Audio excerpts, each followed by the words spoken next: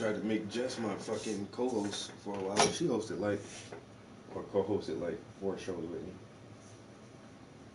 She would help me with supplies and read comments and reply to comments and shit for me and handle the music and shit. But she's like, so you was trying to get in her pants. Who, Jess? Yeah. No, she was dyking at the time. She had a girlfriend. She had a girlfriend, and then she had a tranny boyfriend. A girl. Okay, she's weird as fuck. She's literally like this girl I went to school with. And after you told me how, I can't forget what lie, but after you told me that other thing, I was like, this girl's literally like this girl. And now you telling me that the girl I went to school with, the dude she was dating, is like, he wasn't like it like this when he first started dating her, but then he was like that he wanted to start dressing up as a girl and shit like that. And I'm like, girl, that's your life. I don't judge, but I couldn't. What? No. Yeah. And there's a lot of people starting to do that, like females letting their boyfriends dress up as females and dating them. Like, no. I don't know. Sorry for that about, but yeah, ever since I've known her, she's been with somebody. Like, she's never really been single. She likes being in a relationship. People are like that. Yeah. And so I never tried anything with her because she always she's in a relationship. What? You can hit this. I will. Oh. Fall down. And roll up another one? Shit. Just to get it ready. Yeah, her being on camera, like she's just not talkative. Oh, Jesse. Yeah. Wow. And then maybe she didn't have much to say on what you was talking about. Yeah, and that's the whole thing too. Like that's why me and Blunt Mover want to try to do a podcast together because we talk about a lot of similar stuff. And when he gets past like the trolls and all that good shit, like he does talk about some intellectual shit. And like I think me and him can do something together. And because he has. Is that who called you that one time on live? Yeah, because he has a pretty big following and I have a decent sized following. So if we get all our viewers together, yo, from New York, what's up, bro? Happy New Year.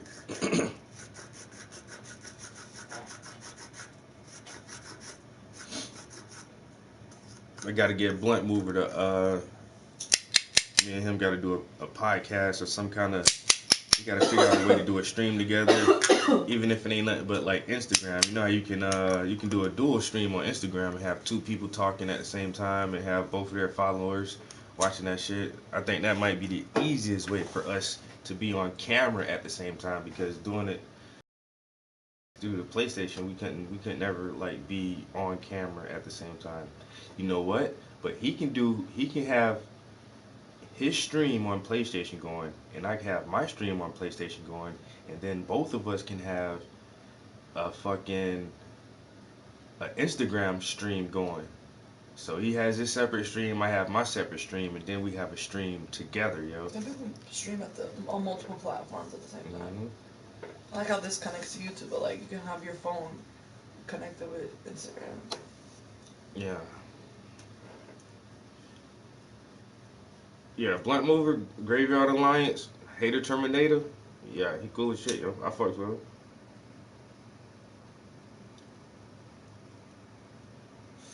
Yeah, I fucks with him hard.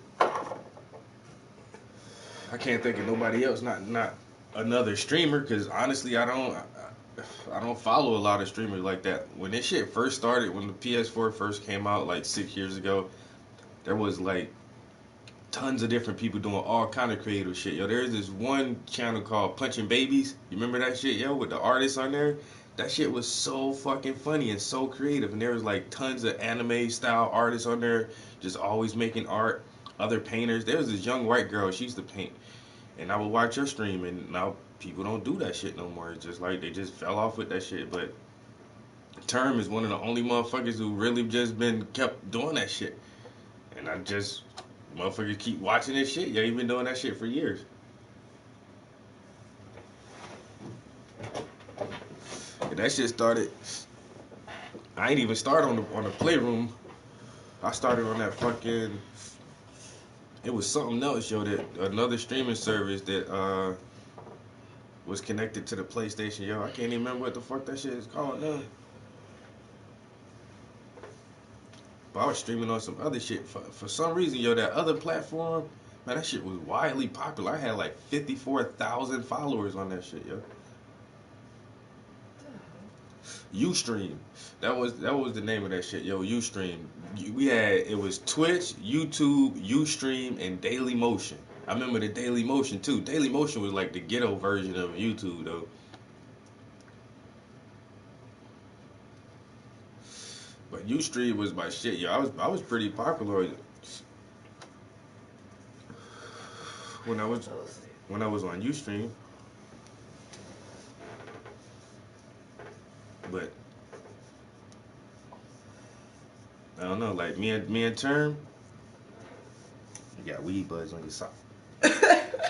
Me and Turn, the only motherfuckers who really been doing this shit for years now. Like with just like with streaming, like there's plenty of gamers who been doing that shit for years, but they gamers.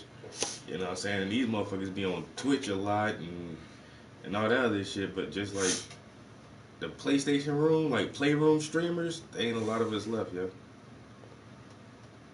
That shit was popping back in the day. Like you can be on Playroom all day, like regular TV, like tons of reality shows, yo.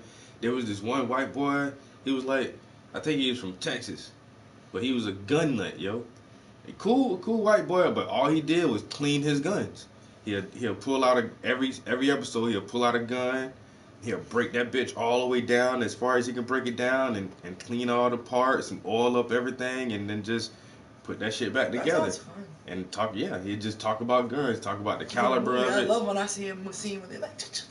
Talk about the company, whatever company manufactured the gun, how long the company. He was like a real gun nut. Like he knew everything about his guns, yo. And Smith and Wesson was founded in 1794 by such and such and such, and the first gun that they produced was the Colt 45, which had a bullet velocity. Like this motherfucker knew all his shit, yo. Like he would run down all the history about the gun, and he just clean it. Put that shit back together. It sounds like a drink. Isn't that a drink? Colt 45 or 44? Colt 45 is a beer or something. a fucking, yeah. That big thing though, you know. Yeah. That shit is malt liquor.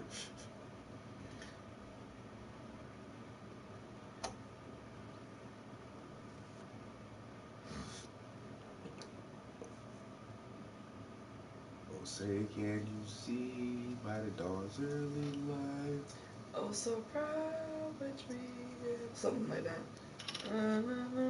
You saying that as the bombs burst in there, and that's crazy. Even George Carlin said, "Yo, this country is so fucking warlike and so war-minded that their national anthem talks about bombs bursting in the air. Like, you even put war in your fucking war and violence in your fucking national song. Like, it's weird as fuck, yo. America just loves violence. They love that shit, yo." At the twilight's last gleaming. Who's bus Man, fuck that song. What's the other song? It's the national anthem, but what else? Small Spring of Batman. That's the one.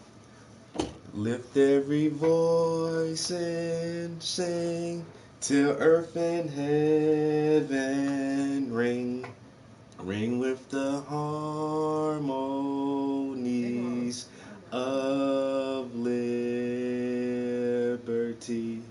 Let our rejoicing sound high as the listening clouds. Let us march on till victory is won. Sang a song full of the hope that the dark past has brought us. Sang a song full of the light that the future has taught us. Chasing the rising sun, a new day has begun. Let us march on till victory. Oh, my bad. I was like, when's he gonna stop, y'all? I know. Who's hitting it? Waving my lighter.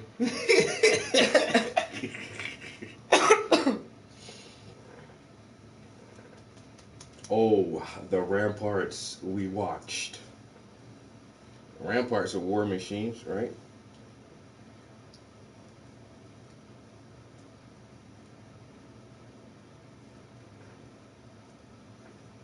And then they had to cut the one verse out of that song where it says, "Kill all the slaves," or if the slaves run, kill them or whatever. Oh, we can't sing that part anymore because the country's changed. What up? What up? What up? What up, bro?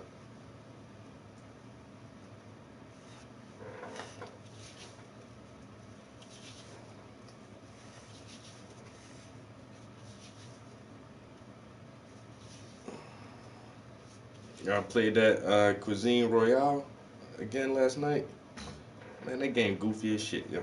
It just takes so long to do. I played a couple like the first round. I got lucky in that shit, yo. I guess we was going up with a bunch of noobs and I got like 2 kills, but I played 2 more rounds of that shit and couldn't get a fucking kill. Then I played Titanfall. Like that's the last thing I played last night, bro. I got on that the last game of Titanfall I played, bro. I died like 7 times in a row without getting a kill. I was like, fuck this shit. Turn that shit off, man. And my motherfucking Happy New Year.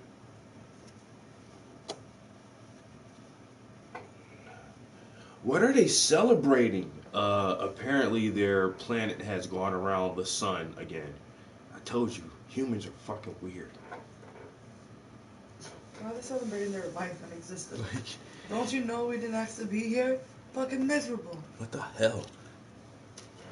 Their planet went around the sun. They throw a fucking party. The fuck is up with that?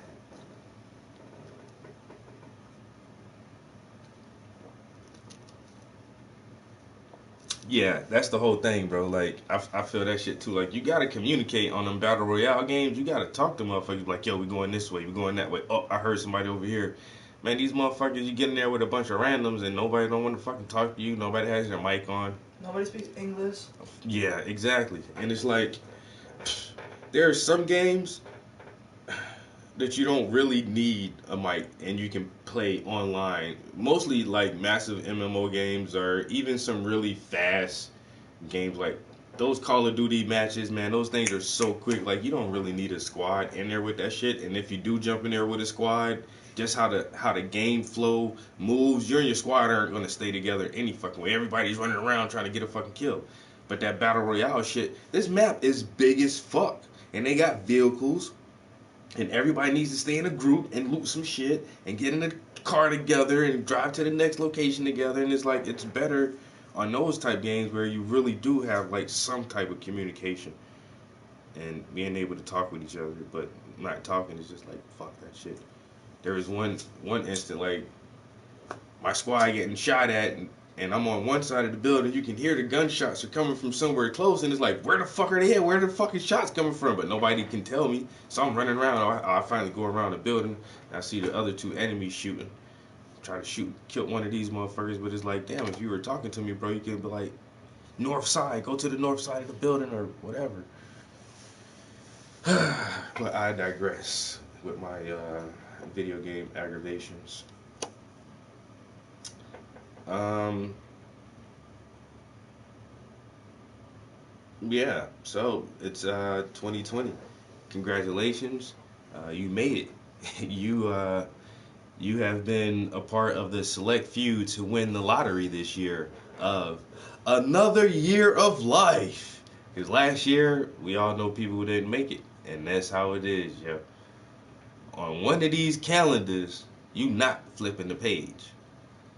You know, when you do get to flip that page, throw that calendar out, pow, get that new calendar, crack that fresh bitch open, pow. Yeah, you won a prize just now, and you should be lucky.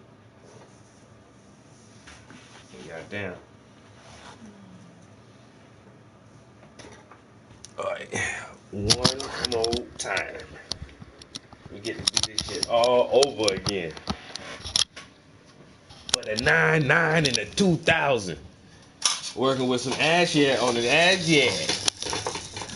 Come on, little mom, won't you back that ass up? Can you believe that was in 2000? That was 20 years ago.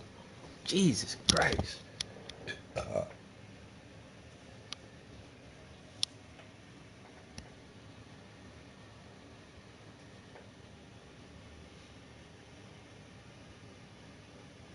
All that black power shit ain't gonna get you nowhere. Oh, well, I like it though.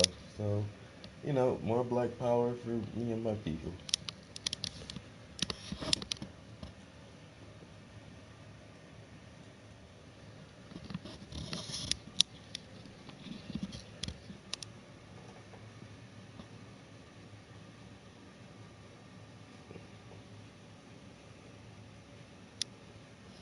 Yo, that Star Trek isn't bad once you get past like the initial fucking first the first set of damn, oh, go talk to this person. Go talk to that person. Oh, this person wants to talk to you.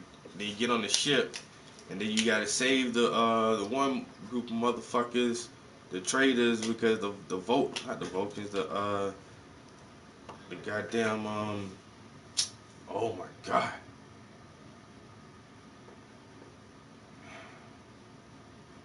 I'm drawing a blank right now.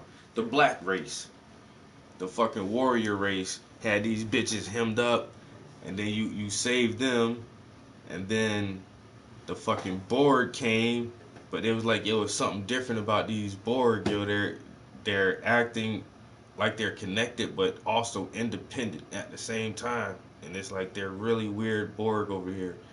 So I was on the why the fuck?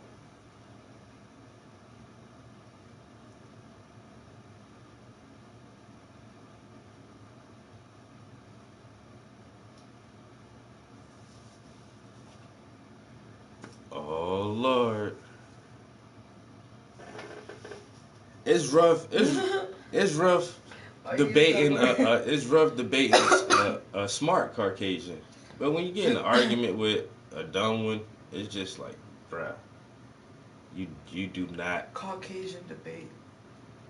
I love the word choice. As the KKK movie Birth of a Nation. Oh, the movement, not the movement. The Black Panther movement being the same as the KKK movement. No. The Ku Klux Klan was a religious, a Christian, right wing, hate group that fucking murdered, lynched, and tortured people, and the Black Panther Party was a non-denominational, secular community organization geared towards education and protecting.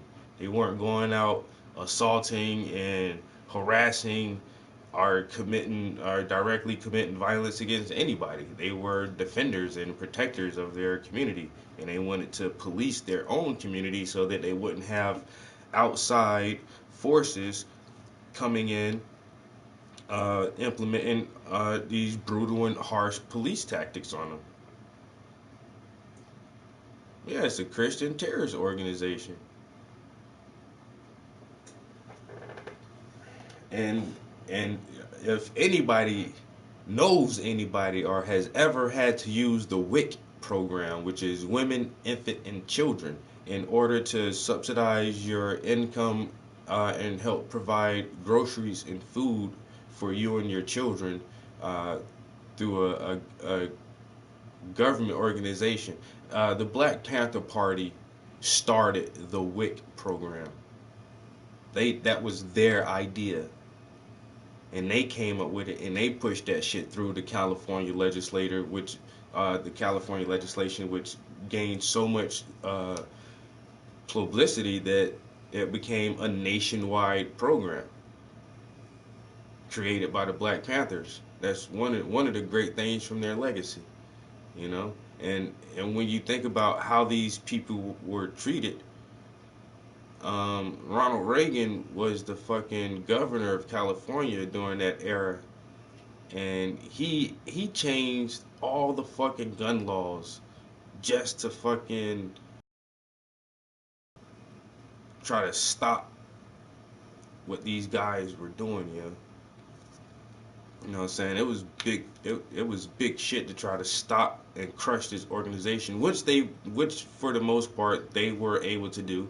Um, Assassinated uh, Williams and Hampton and um, Huey's death was questionable, but you know he died from violence as well, and a lot of the main founding members died from violent death, and they came up with the COINTELPRO strategy to infiltrate these organizations like Dr. King's Southern Baptist Movement, Malcolm X's Black Muslim Movement, and the Black Panthers came on the tail end of all of that. They grew up listening and seeing what they were doing and how they killed X and Dr. King, and they wanted to do something about it. And so they said, y'all ain't gonna do us like this, and we'll protect our own selves. And that shit got crushed. But, you know, the Klan is still there. And as violent of history as the Klan has, nobody has ever tried to shut down the Klan the way they shut down the Black Panther Party. And this is, once again, it goes back to the very, very real and deeply seated subconscious idea that if the black man in this country acquires too much self independence and power, that one day they will do to us what we have done to them. And we must never let that happen by any means necessary. We can never let the African American community grow strong enough to become a military might within this nation. It scares the shit out of them, and they don't think about it on an everyday to-day basis, but they think about it on an everyday to-day basis. That shit is so ingrained in the back of their mind. But that's why they have to rewrite history, and they've been slowly doing this for the past couple decades, so that and maybe in another 100 years or 50 years, the real history of the structuring of this nation will be lost and forgotten, or it won't be lost and forgotten. People just won't care to learn it, and then we'll have all these social reasons for why this society is structured the way that it is, and not be able to deal with the true history. And so, and in a mind frame like that, where everybody is essentially a mental slave, you can have as much power as you want and still not really fight back against the system, because you don't know why you should fight back against the system. But for right now, in this time period, they have to really continue to miseducate the Negro, um, call any kind of movement radical or militant, and utterly crush and demean any leader who has the courage to step up and organize and educate. And that's been happening ever since Marcus Garvey. And so when they say, oh, why don't you pull yourself up by your own bootstraps and do for yourselves the same way? Because when the Irish came over here, we didn't have shit. And we had to work. And my grandparents were Jewish. And they had to do this. And yeah, and we have tried. And every time we try, you kill our fucking leaders. Once we get a good leader that's strong enough, determined enough, smart enough, and can communicate well enough with his community, you kill them.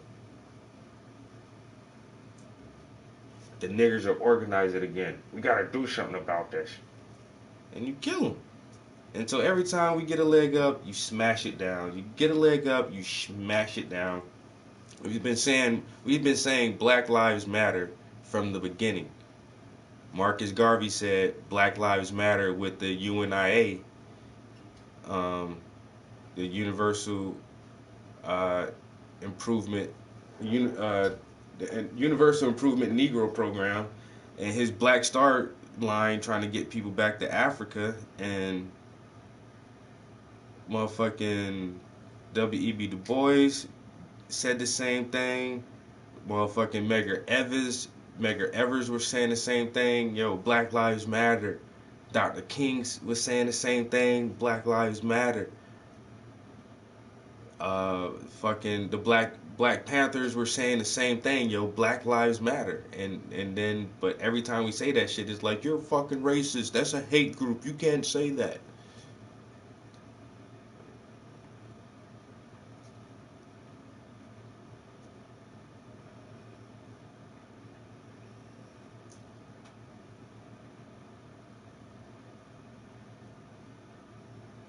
They blew up a motel in the 90s for their reparations.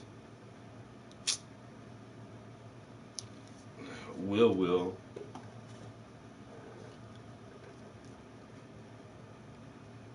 I don't know, but the black community has always been in a precarious predicament just because of slavery. And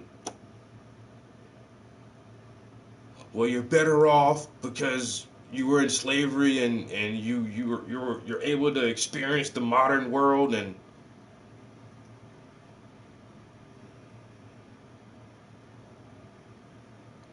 if it wasn't for us, you'd be running around in the jungles barefooted with bones in your noses. And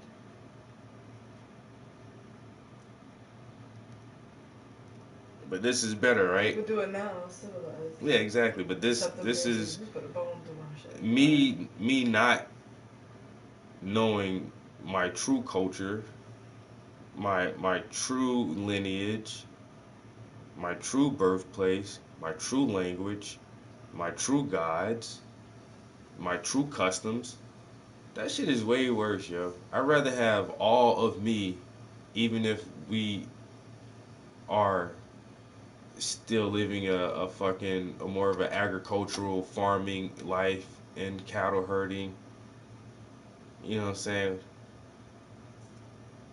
If I could know myself completely, I would definitely rather have that instead of having my name be Travis Prince, which is all European, and I'm not a fucking European. I'm speaking English, and none of my ancestors are from England. It's sad. It's fucking sad, and I can't communicate in any other language because I know no other language.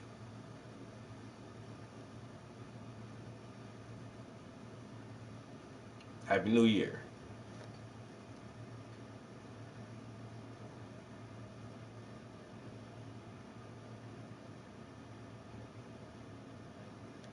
Exactly, and that's the thing too with Irish people. Even though you had it rough for a while, because there were plenty of discrimination against Irish, but the main thing that I can say about the Irish plight is at least you know you're Irish.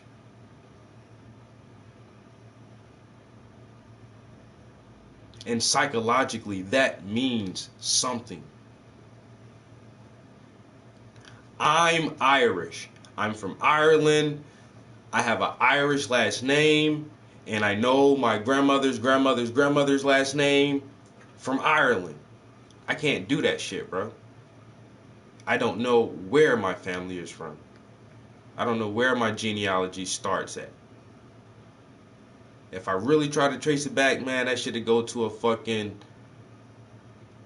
a sales slip in fucking Virginia or South Carolina for two male slaves and one female slave or some dumb shit like that. And that's probably as far as I can go back. And where did those come from? Nobody knows. Nobody cares. The Irish had it fucked up for a while. Because I've seen old pictures of signs that says no niggers are Irish allowed. And they threw you right in a boat with us. But just from your skin complexion, eventually the Irish were integrated, and now we know that everybody's white. If you're Jewish, Italian, fucking Irish, whatever, you have those divisions amongst yourselves, but then en masse it's just like we're white people now.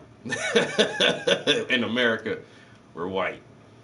And like you get that pass to be white, you know.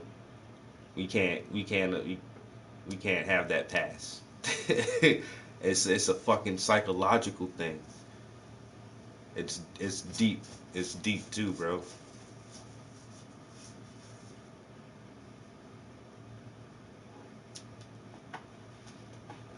You see what I'm saying? Belfast, Poland. Y'all know y'all origins. All I know is America, yo. That's it. I don't know. I don't know where my people from. America did that to us. Stripped all our fucking history and banned that shit, and then told us we couldn't learn to read or write for 300 fucking years.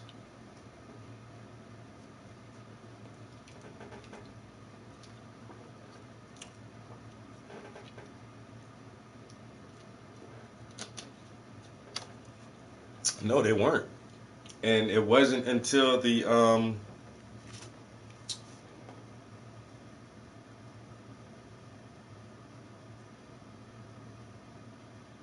It wasn't until those fucking marriage laws came into act where the word white actually became a real thing. Misogyny laws.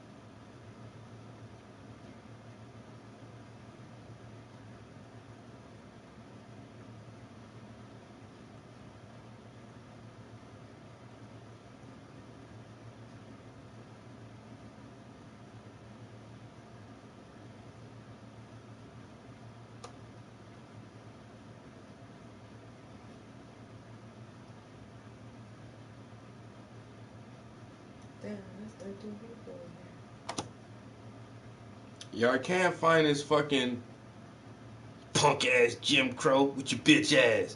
Beat that nigga ass. Get Jim Crow the fuck out of here.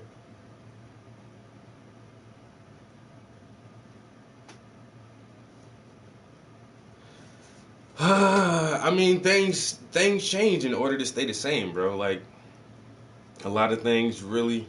Think about how they wanted to use the opportunity of the Law Commission review to improve women's experience of hate crime.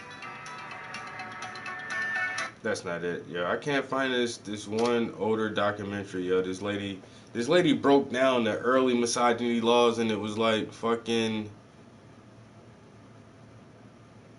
the white man made it a law that white women, if you fucking married a nigga,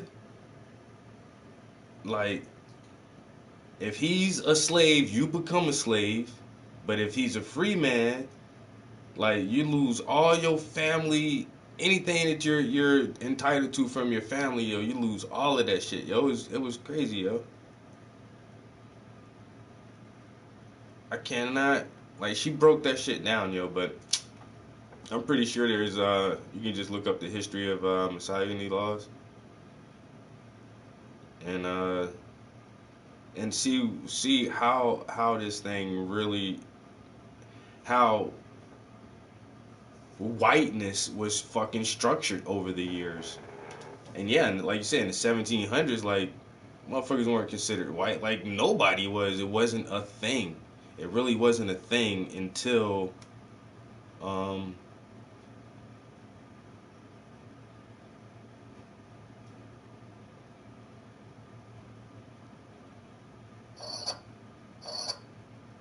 it wasn't a thing until fucking the white women started wanting some of that BBC. And it's like, yo, we can't have this shit happen, yo. Back in 1948, in the state of California. This shit ain't No, because misogyny was before that. The word white was way before 1948. But I want to see what he says, though. Laws. And those laws said that people of different races could not marry. In most states in the nation, there were anti-miscegenation laws, something like 40 out of the 50 states. A couple, black and white, wanted to get married, and nobody would take their case. Not the American Civil Liberties Union, not the NAACP, on and on through all. So where did they go to finally get some help? They went to their church. They went to the Roman Catholic Church. And the Roman Catholic Church went to court in Los Angeles in 1948, and they challenged it, and it was the first state that overthrew anti-miscegenation laws on the basis of equal protection and due process. It took the rest of the United States 20 years until 1967, until Loving versus Virginia, the U.S. Supreme Court case, at which time there are still about 20 states in the Union that had anti-miscegenation laws, to find that. Yo, why can't I find this fucking... I know I watched this shit before, yo.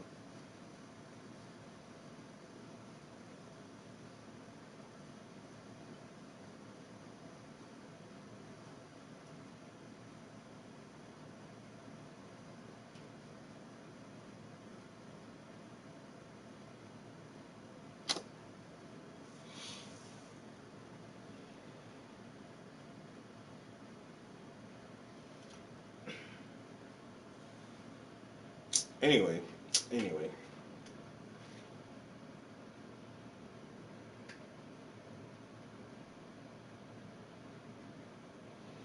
The whole construct is just fucking weird. It's awkward. I understand why though, but at the same time, a lot of shit won't fucking change, yo. 2020. 2020 twin. MB, good morning.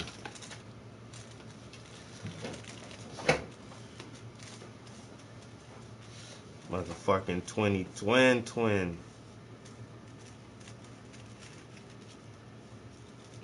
Trump still the president? Look how big my titties make my chest look. Oh, goddamn. Like, Happy these are New my Year. shoulders. Like, I hate that.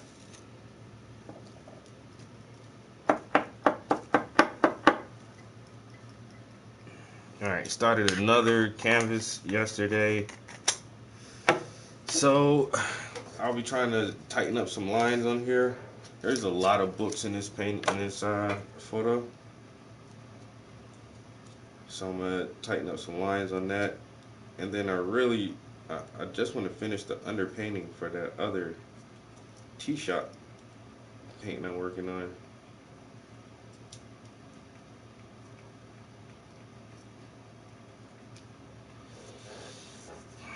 Everybody off today? Ain't nobody at work, is it? If you at work, that shit better be double time. Fuck that time and a half shit, yo. I need holiday pay. No matter of fact, I think at my old job, my holiday pay was double time and a half. You made that bread. Motherfuckers work on Christmas and Thanksgiving, double time and a half. Bro, you was making like $30-something an hour. Yeah, for the low guys. Off into the 6. Man, I've been off since forever. I go back to work tomorrow. I've been off for 9 days. Didn't even travel nowhere. I had a staycation. Yep. I worked on a lot of art. And I played hella fucking video games, yo.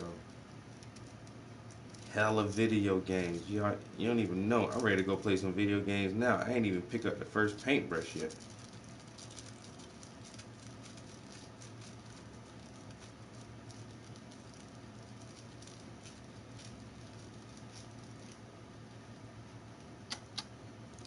That's crazy. Just a vacation day.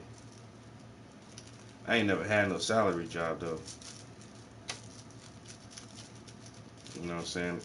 You get those perks though working that salary shit. Or so I hear. I don't want it though. I'll stay hourly because I don't want to be at work for 49 hours and they still only pay me for my 40 hours. But then you can be at work for 32 hours and they still got to pay you for your 40 hours.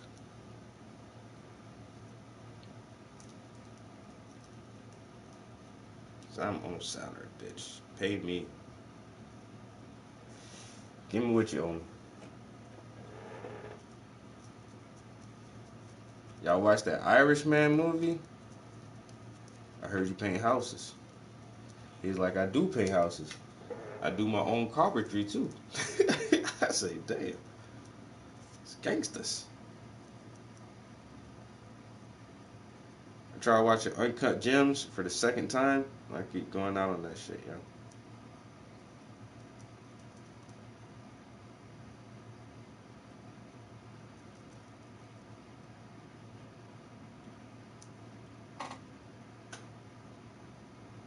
Oh no! Oh no! No! No! No! No! No! No! No! No! No! I can't work with that. Not in retail. 50 hours, but getting paid for 40. And if you miss 40 hours, you gotta use a vacation day to make up for that shit.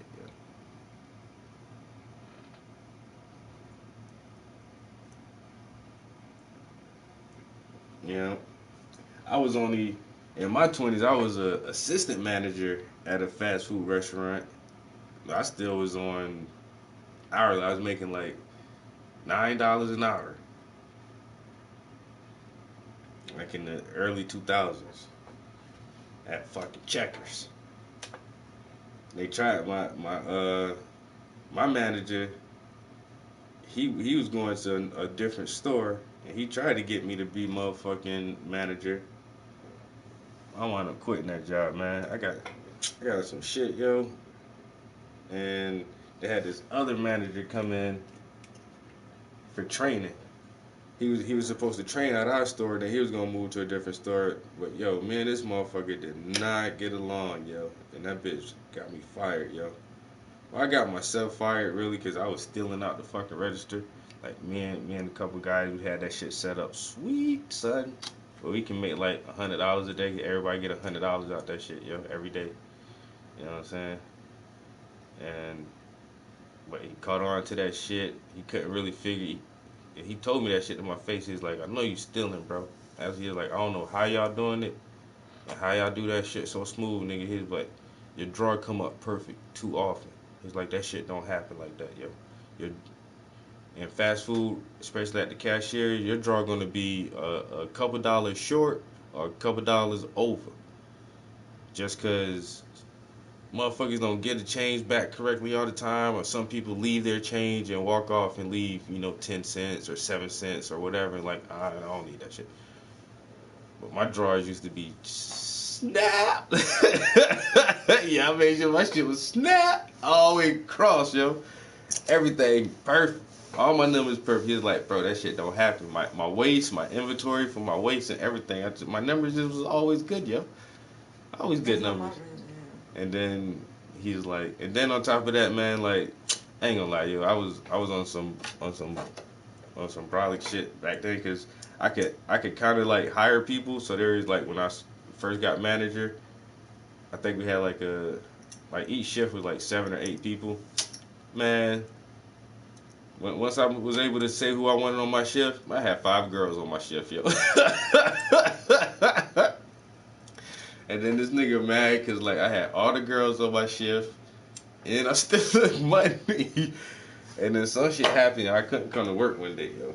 And he was like, if you don't come to work, you fired. I was like, fuck you, nigga. You just been trying to find a way. I was like, bro, I'm calling in an hour before my shift start. He was like, I don't care, yo. He's like, yeah, if you don't come in for your shift, you fired. Yeah, that fucker really fired me, too, yo. Whataburger.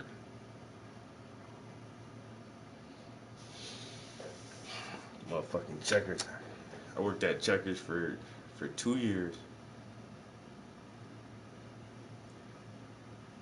That's all it is, bro. Like, nigga, I get to say who on my crew? Word? Yo, when I first got the crew, it was all dudes because we was working late nights. And I had the closing shift most of the time, so and it's checkers. That should be open late, yo. I wasn't getting out of work sometimes. Like sometimes they'll shift or I only got mid shift or fucking night shift. They would never let me open that shit, yo. So they really just made all the dudes work at fucking night, yo. It was a little rough part of Philly too, but anyway, I still had chicks on my crew, yo. Fuck that. Hating ass motherfuckers.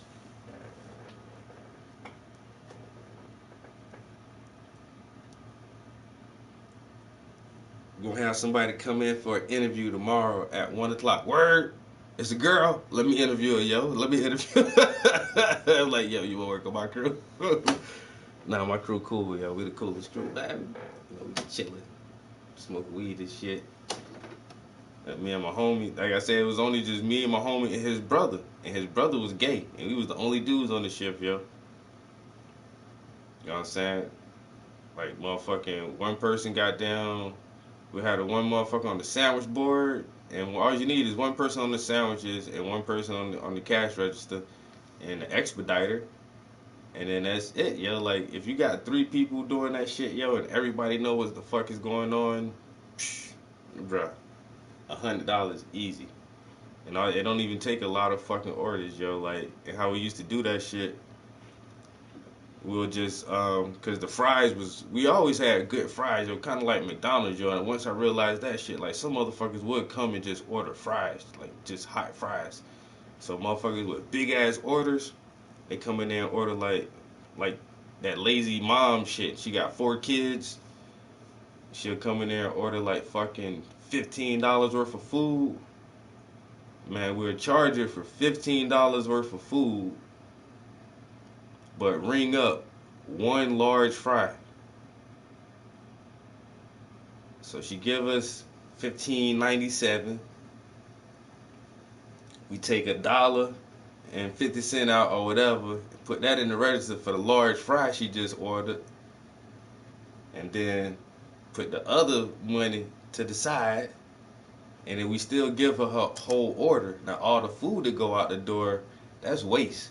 Oh man, we dropped some buns or some meat was bad, or I'll figure out a way to tighten up the numbers on the product that's going out. Man, you do that shit about a couple orders, yo, $100. Y'all sell a lot of fries. Yeah, I know. And sometimes we'll switch it up and just sell, like, if motherfuckers order 3 meals, we'll just sell them 1 meal and put like they just ordered 1 meal and keep the other 2 shit, or 2 apple pies. We had the cinnamon apple pies, yo. Them shits was a hot ass item, and motherfuckers would just buy apple pies sometimes. Once again, they come in there with a fucking $12, $13 order. That's all you want? Ring up 2 apple pies, nigga. That's going in my pocket. Yeah. Get your food, son.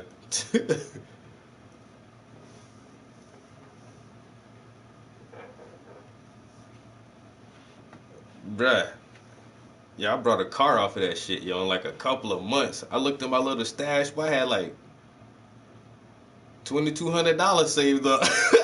I was like, damn. Like, just doing that shit, man, once we got the routine down pack, yo, $100 a day. I'm making $100 a day at work, then plus your regular check, plus I sell a little bit of weed. Man, in like a couple months, man, I look at my little stash box, but I was like, shit, let me go buy a car real quick from the auction. Went and got me a car. But Spark that. Nah. Wash my hair. Spark that so I can wash my hair. Went and bought a car free from Checkers. Isn't that a restaurant? Mm-hmm. So how did you buy it from there? How you bought it from there? Auction. They got it from me. All the money I stole, I did buy that shit from Checkers, yo. They bought the car from me. Oh. Like, I ain't work for that money. I got 2 cars out that shit, yo. I used to be criminal minded, yo.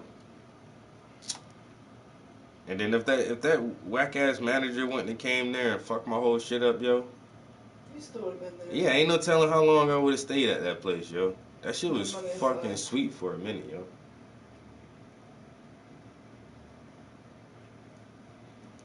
That shit was kind of sweet for a minute. And then I became manager in like a month or two. I got a job there like a regular crew worker, fucking making sandwiches.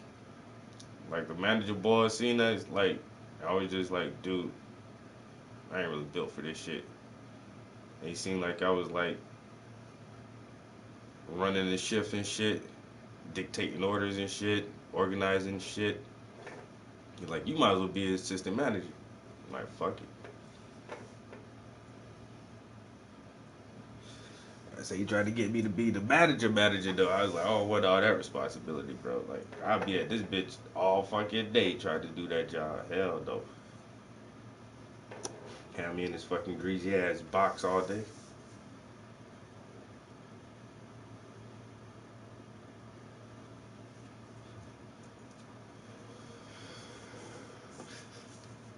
But anywhere I ever work, y'all always found a way to fucking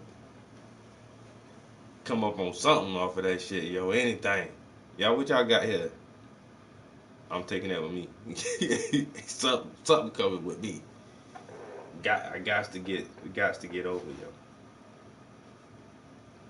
Y'all got how many? Oh, y'all ain't gonna miss a couple of these things, man. Ain't gonna even notice. You don't notice shit missing. Fuck that. Like goddamn, y'all worked at a liquor distribution center, bruh. I was the bootleg man for like a whole year, son. The speakeasy. I had a whole speakeasy at the crib. You know, I was taking liquor every day. Every day. Every day I left out the building, bruh. Bring something home with me, son. I remember I came up on like a couple cases of fucking the mini Henny bottles, and then I had mini Hypnotic bottles. Bruh, you remember how motherfuckers was mixing the Henny and Hypnotic to make goddamn Incredible Hulks and shit? But I was piping them shits out.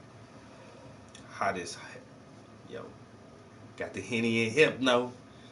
Yo, then I had these fucking expensive ass bottles of champagne and wine and shit, man. Selling them shit for like $50, $60 a pop. Yo.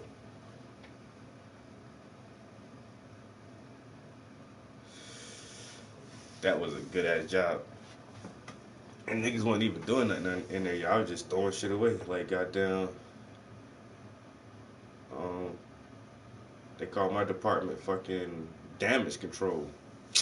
If you couldn't fucking make a whole case of liquor, whatever you had, you just had to throw the rest of that shit away. And that's all I did all day long. Was just fucking stack bottles together in boxes. If I couldn't find enough bottles to finish an order, you just had to throw everything else out. And that's what made me start taking that shit, y'all. I was like, y'all throw all this liquor away. Like, just trash it. It's like, yeah. I was like, why don't y'all just sell it to the employees at wholesale or some shit? They was like, oh, we can't do that shit. Then why don't y'all just, if you can't sell it, can't you just give it away? They're like, oh, we can't do that shit either. You gotta throw it away, you gotta dispose of it. I'm like, alright, bet. So, this is just trash to y'all, right? Y'all just want me to throw this in the trash. Okay, I got it. No problem. I throw that shit right in my goddamn work bag. Perfectly good bottles of liquor. Nothing wrong with that shit.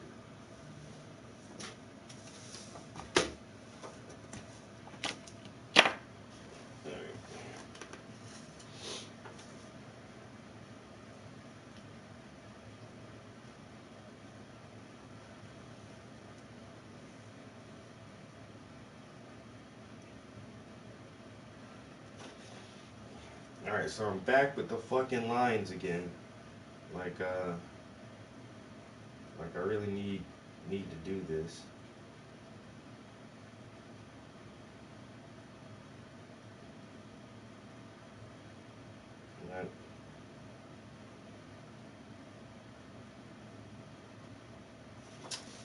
It is what it is. Yeah, open to close. Open to close. Like, I can't do that shit. And then the restaurant jobs, like, if you're good at your job and nobody else can't do that shit, or they'll fuck up the whole routine, and then somebody fuck up the routine for you for your next shift. So it's like people depend on you to be there too much, yo. Motherfucker working 6 days a week, open to close. Like, no, no, thank you. I'm not built for that shit, yo. I say my job right now, yo. Job I got now, bro. That shit's so fucking sweet.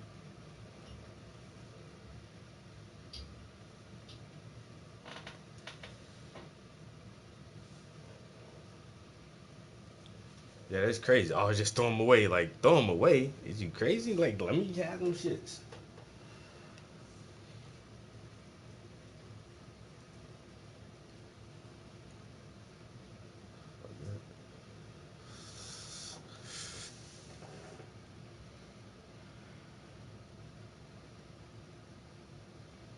Damn right.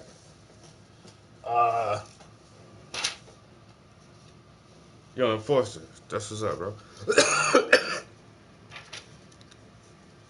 We need you to get rid of these movies. Oh, yeah, no problem. All of them? Yeah, the whole stack. All right there. All right, no problem. I got it. I'll go put them. I'll go put them in the dumpster right now. I'm gonna throw these away right now. Not throwing these shits away. Fucking crazy. Selling all this shit, son. Who want these movies, son? $5. $5. What's up? It's all profit. I got some pictures cause I'm an artist and I'm painting some fucking portraits. Everybody, let's paint. 1, 2, 3.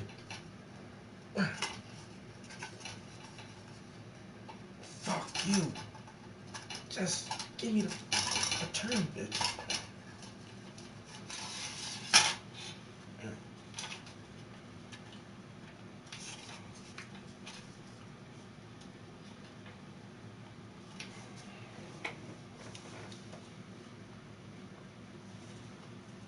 5 for 20. You can't never beat that deal, yo.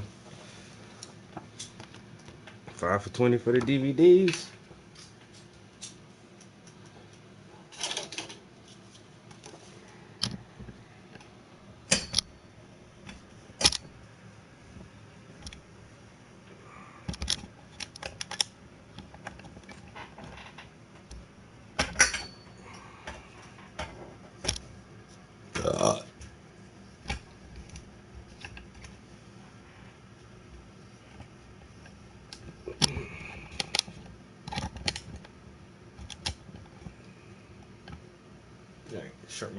Something like that.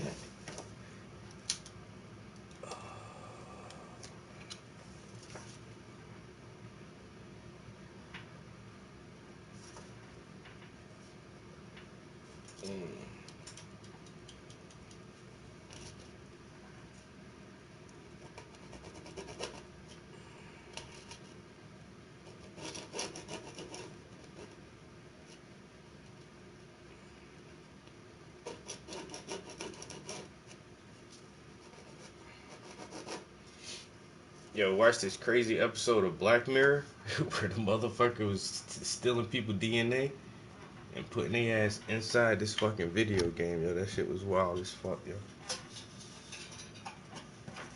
We're not ourselves, we're just copies.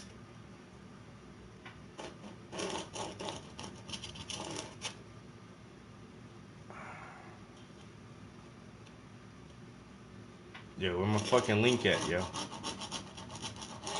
I'm about to call Chris. Cuss his ass the fuck out, yo. Yo, Chris, your girl told me. She told me I would have a fucking link today. It's today. And They didn't say what time it is. I don't give a fuck.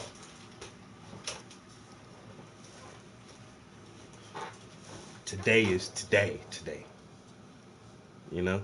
Is it? Am I wrong? It's today, right? That's what she said, right? I'm just saying, how much of the day you need? Nigga? You need the whole day? All of it? God damn. Ain't 24 hours in this damn day.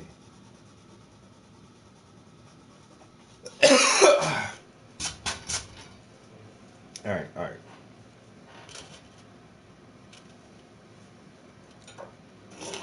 Man, when I go to brush these lines, this shit is gonna be. You wanna find something to play on there? Make sure it's not copyright, so I don't get banned. I don't know what that means. Hmm? I don't know what that means. How do I know when a video's copyright? It says it on it. Where would it say it? I got back to the actual video. Yeah.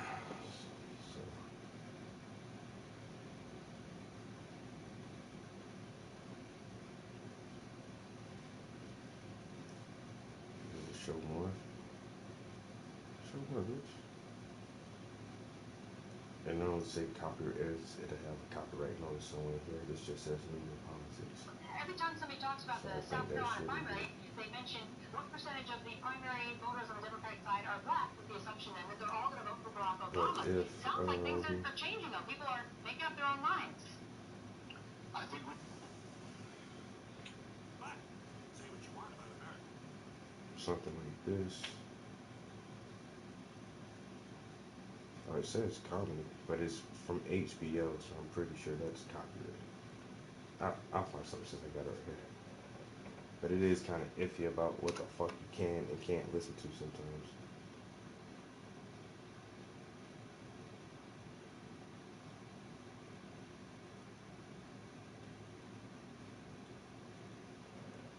Every time somebody talks about the South Carolina You primary, turn that off?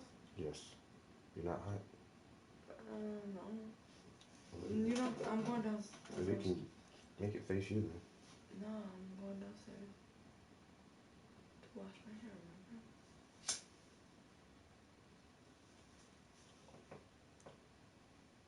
This guy's so hard. Damn. The I'm appending this shit. Foster, what's up? Yo, Nathan, what's up? Eddie, damn, where everybody came from? What up, bro?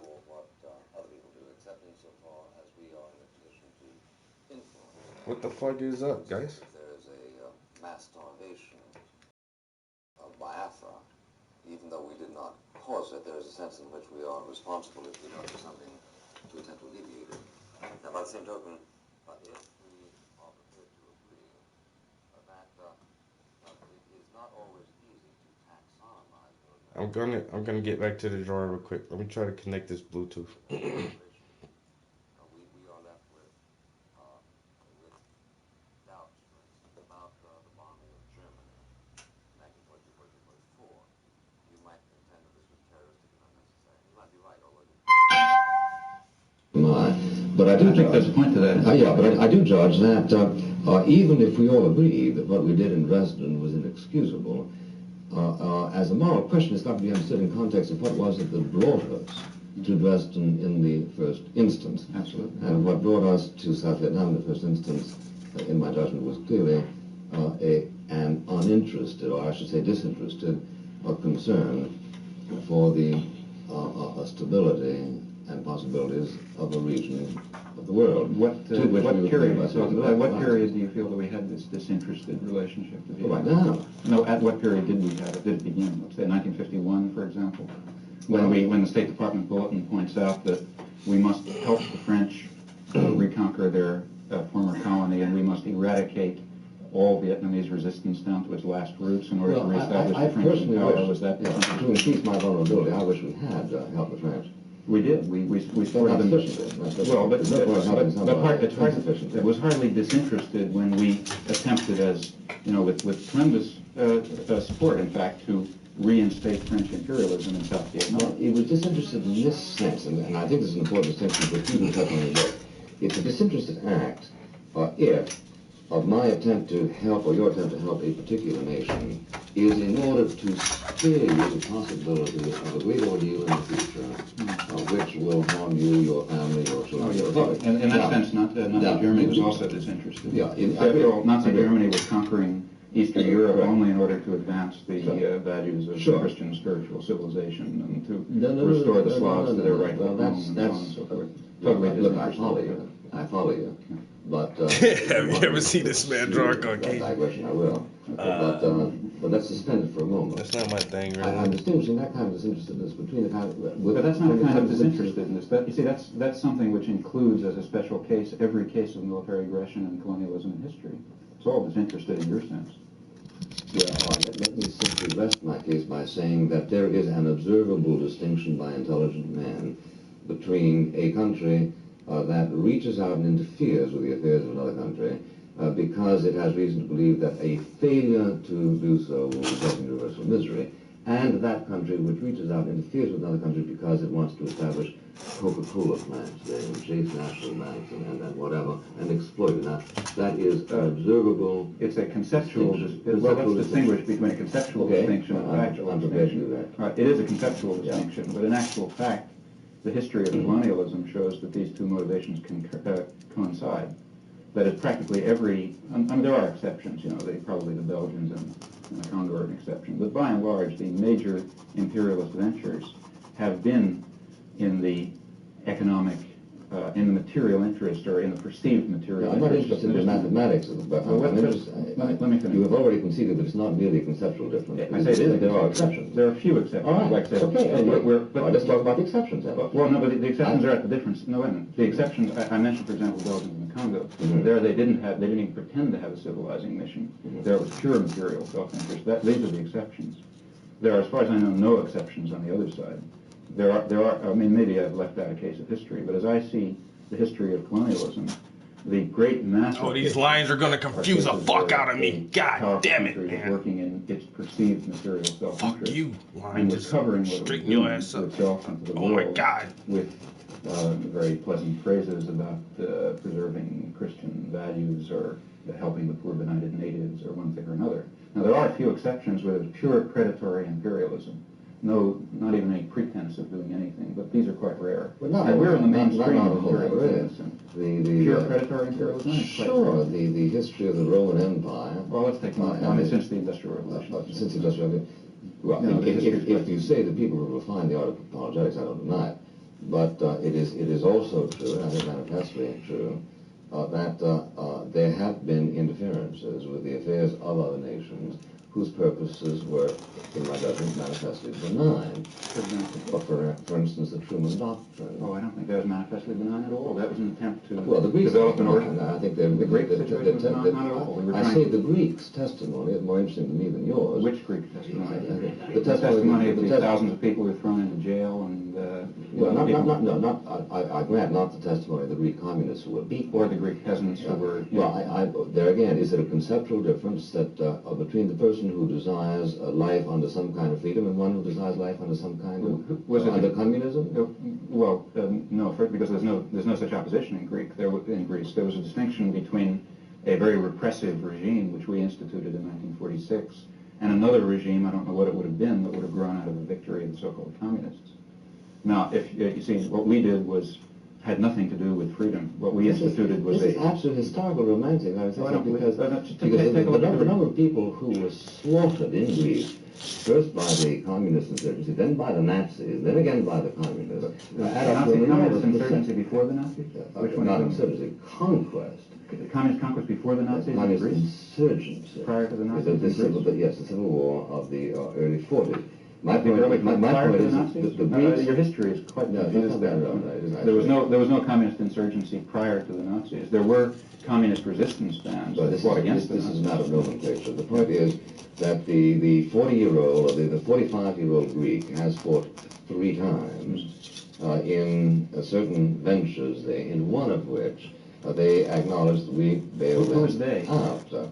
Who is they? The rulers of Greece acknowledge that. No, those are the people. Oh, I'm quite unaware of that. I'm quite unaware that the people of Greece have... Well, even Papandreou, you like him, I assume, because he hates us. No. Papandreou. George Papandreou was one of the people who was... I'm talking about Andrea, which makes it even... Is Andreas Papandreou? Both on record as being grateful to President Truman for his intervention in that part of the world in 1947. I disagree with him.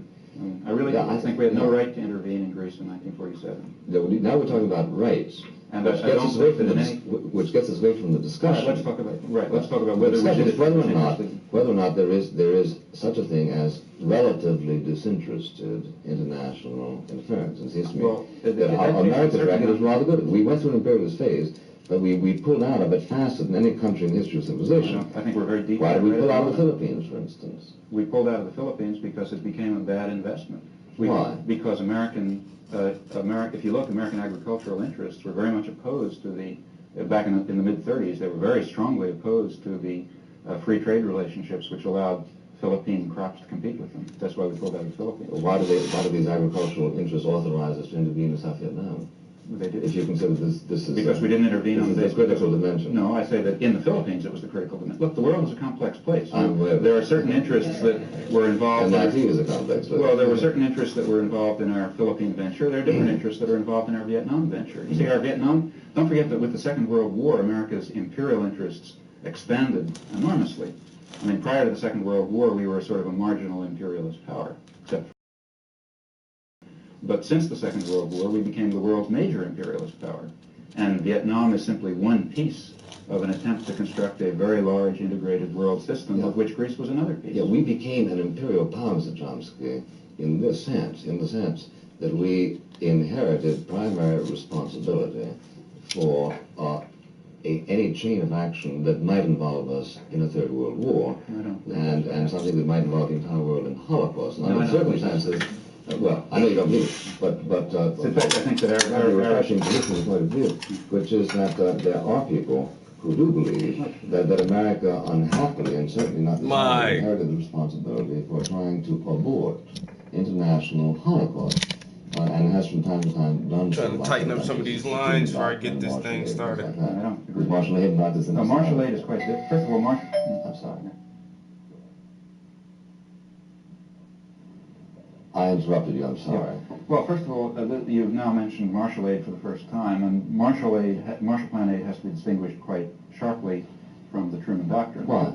Why? Because the Truman Doctrine was a doctrine of military intervention, and the Marshall Plan was our first attempt at a major aid program. We do understand that sometimes a soldier can be as useful as a bushel of wheat, don't you? Now look, nevertheless, if we're going to be at all clear about the American role, we're certainly going to distinguish between military intervention and economic intervention. They're very different in the way they function. Now, the fact of the matter is that neither was disinterested in your sense, I don't think, but they're very different in the impact that they had. The Truman Doctrine, I think, was a disastrous venture. I think the Marshall Plan was arguable. I mean, one understood... Well, how do you explain the schizophrenia? I don't agree with it. How do you explain the schizophrenia of a public which willed both more or less simultaneously? On the one hand, you say that the public is disinterested. The public didn't will either. Well, the government.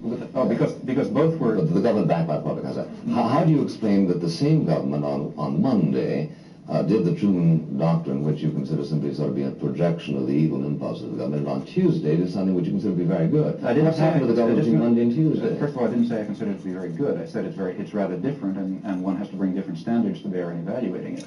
I'll give you an example. Suppose you're a farmer, and you need agriculture. You need fertilizer, so you apply to me for fertilizer. But just before I get it to you, somebody comes up with a bayonet and is about to make it impossible for you to continue farming. Now, in that particular instance, is there a strategic difference between my giving you the fertilizer and my giving the soldier who routes? That's not. So you're talking about the dream world. The real world is not, because the real world is one in which the alternatives were coming with a bayonet, which is on an American rifle held by an American-backed Greek soldier, and the alternative to that was giving the kind of aid which was used, in fact, to construct the kind of society in Western Europe that we wanted to see developed there. Now, these are two very different things. It's a very different thing to introduce, to run for the Greek army a counterinsurgency program with military support and many military men involved. That's one kind of thing, one sort of repression imposed on the Greek population through American intervention. One might argue whether it's right or wrong, but that's to be very sharply distinguished. Why do you say imposed? Is it because your presumption here? My presumption is that your presumption here is that the Greeks let me tell you, would like the kind of regime which my assumption is that all intervention is imposed by any country. That is, you see, I believe that quite generally. Did we impose on the French when we liberated them from the Nazis? Was that an imposition? We didn't conquer France. We moved the Germans hell out we didn't. from an outside invading force. We invaded, but we didn't conquer it from its own people. See, in Greece, we were trying to conquer it from its own people. But there you're willing to credit the anti-Nazis as their own people, but you're not in Greece willing to credit the anti-communists as their own people. The German army was there. There was no outside army in Greece other than ours. Look, there are modalities of outside intervention. But look, there's a very sharp difference between... Just a minute, there's a very sharp difference. Laval was not a Nazi. But Laval wouldn't have lasted for 5 minutes without the German army. And nor would Makarios have lasted for 5 minutes without the help of Russian aid. But wait a minute. In fact, as you know, when Stalin got tired of Makarios, he put out. But look, now let's be careful again. I mean, there's a difference between... First of all, I'm opposed to military aid to other countries, whether by us or by the Soviet Union. Why? Well, let's come back to that because it's a more important thing. And that is that I'm even far more opposed to the imposition of regimes by foreign troops. Now, in the case of Germany, let's say, in the case of France, the Pétain-Laval government, the Vichy government, was supported by German troops. Had the German, they weren't throughout the country necessarily, because there was certainly indigenous support, but there's no question that if German military force had been withdrawn to the other side of the Rhine, then there would have been an overthrow of the Vichy government, and France would have had some different form of government. Now, in that case, our invasion of France was, whether one likes it or not, was in reaction to an occupying external force. It's just pure confusion to identify that with the case of Greece when we were trying to liberate, we were trying to select the kind of society that Greece would have, and we were trying to save the rulers that we had designated as appropriate from their own population. There were no outside forces. But don't you realize that in your book, and that's why you're not willing to be consistent in carrying out this argument, you're constantly talking about our satellising of places like Cuba and the Dominican Republic and so on and so forth, and yet we never occupied them in the sense in which you're talking about. Well, we never occupied the Dominican Republic. We sent 25,000 troops there in 1965. No, I'm talking about the American Marines were in there dozens of times. I think you're being evasive, and I don't think you want to be. No, let me ask you this: is it possible? It's not evasive at all. Is it possible? We just simply repeatedly sent troops to Nicaragua, the Dominican Republic, Cuba, etc., etc. Is it possible to satellize a nation without having an occupying army there? Yes, it is. All right, then there goes your tedious French explanation. Oh, not at all, because that doesn't happen to be, you see, we're talking about a real situation. Yeah. We could talk about some ideal situation and, have an academic discussion I'm about saying, therefore, it is possible for North Vietnam Vietnam to satellize South Vietnam, presumably, without even it's logically occupying it militarily and in a formal sense. But it didn't happen, though. So well, this is an argument concerning which there are 2 points of view. Well, let's discuss it then. Historically. Yeah, in fact, you see, there's much more, if you want to be serious about it, there's more evidence that South Vietnam tried to colonize North Vietnam than conversely. In fact, South Vietnamese commandos were going, regular military forces were going north considerably earlier than the time when we even proclaimed that the infiltration began from north to south. Did they bump into the refugees coming south? The refugees were coming south were going in both directions, in fact, in 1954-55, and at least according to Bernard Fall, the commandos began going north in 56 or 57. The first claimed infiltration from the north was in 59, and that was South Vietnamese coming south. So if one wants to talk about, again, the real world, the first motion... Yeah, but the trouble is, your difficulty with Chomsky is, in my judgment, you never know where neatly to begin your historical sequence. Well, the point really is that if you're starting to say that 1959 was a provocation because there was... No, it wasn't a provocation. I say, well, but how about the people who were going from north to south who were talking about the misery that had been going about Ho Chi Minh and so forth? When was that?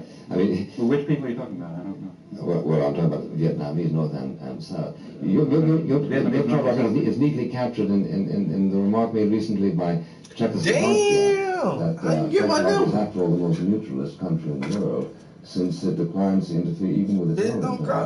Hey, come on my phone. the relevance is very simply that you start your line of discussion at a moment that is historically useful. Hey, won't play them games over here. Of the post-war world is that the communist imperialists, by the use of terrorism, by the use of deprivation of freedom, have contributed to the continuing bloodshed. And the sad thing about it is not only the bloodshed, but the fact that they seem to dispossess you of the power of rational May I observation. say something? Sure. I think that's about 5% true, and about, or maybe 10% true. It certainly is. Why do you give that? May I complete a sentence? Sure. I mean, it's perfectly true that there were areas of the world, in particular Eastern Europe, where Stalinist imperialism very brutally took control and still maintains control. But there are also very vast areas of the world where we were doing the same thing. And there's quite an interplay in the Cold War. You see, what you just described is I believe, a mythology about the Cold War, which might have been tenable 10 years ago, but which is quite inconsistent with contemporary scholarship. Ask a Czech. Ask a Guatemalan, ask a Dominican, ask President of the Dominican Republic, ask a person from South Vietnam, ask a Thai. Well, obviously, if you can't distinguish between the nature of our venture in Guatemala and the nature of the Soviet Union's in Prague, then we have real difficulty. Sorry.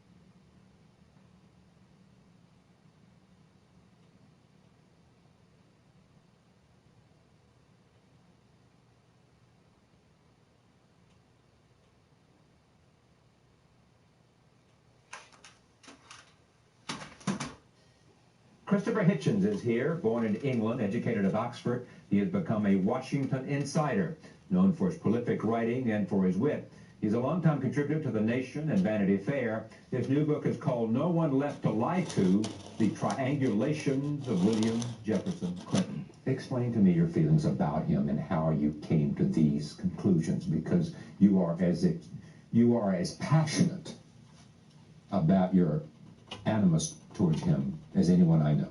Yes, I really, really, really don't like him.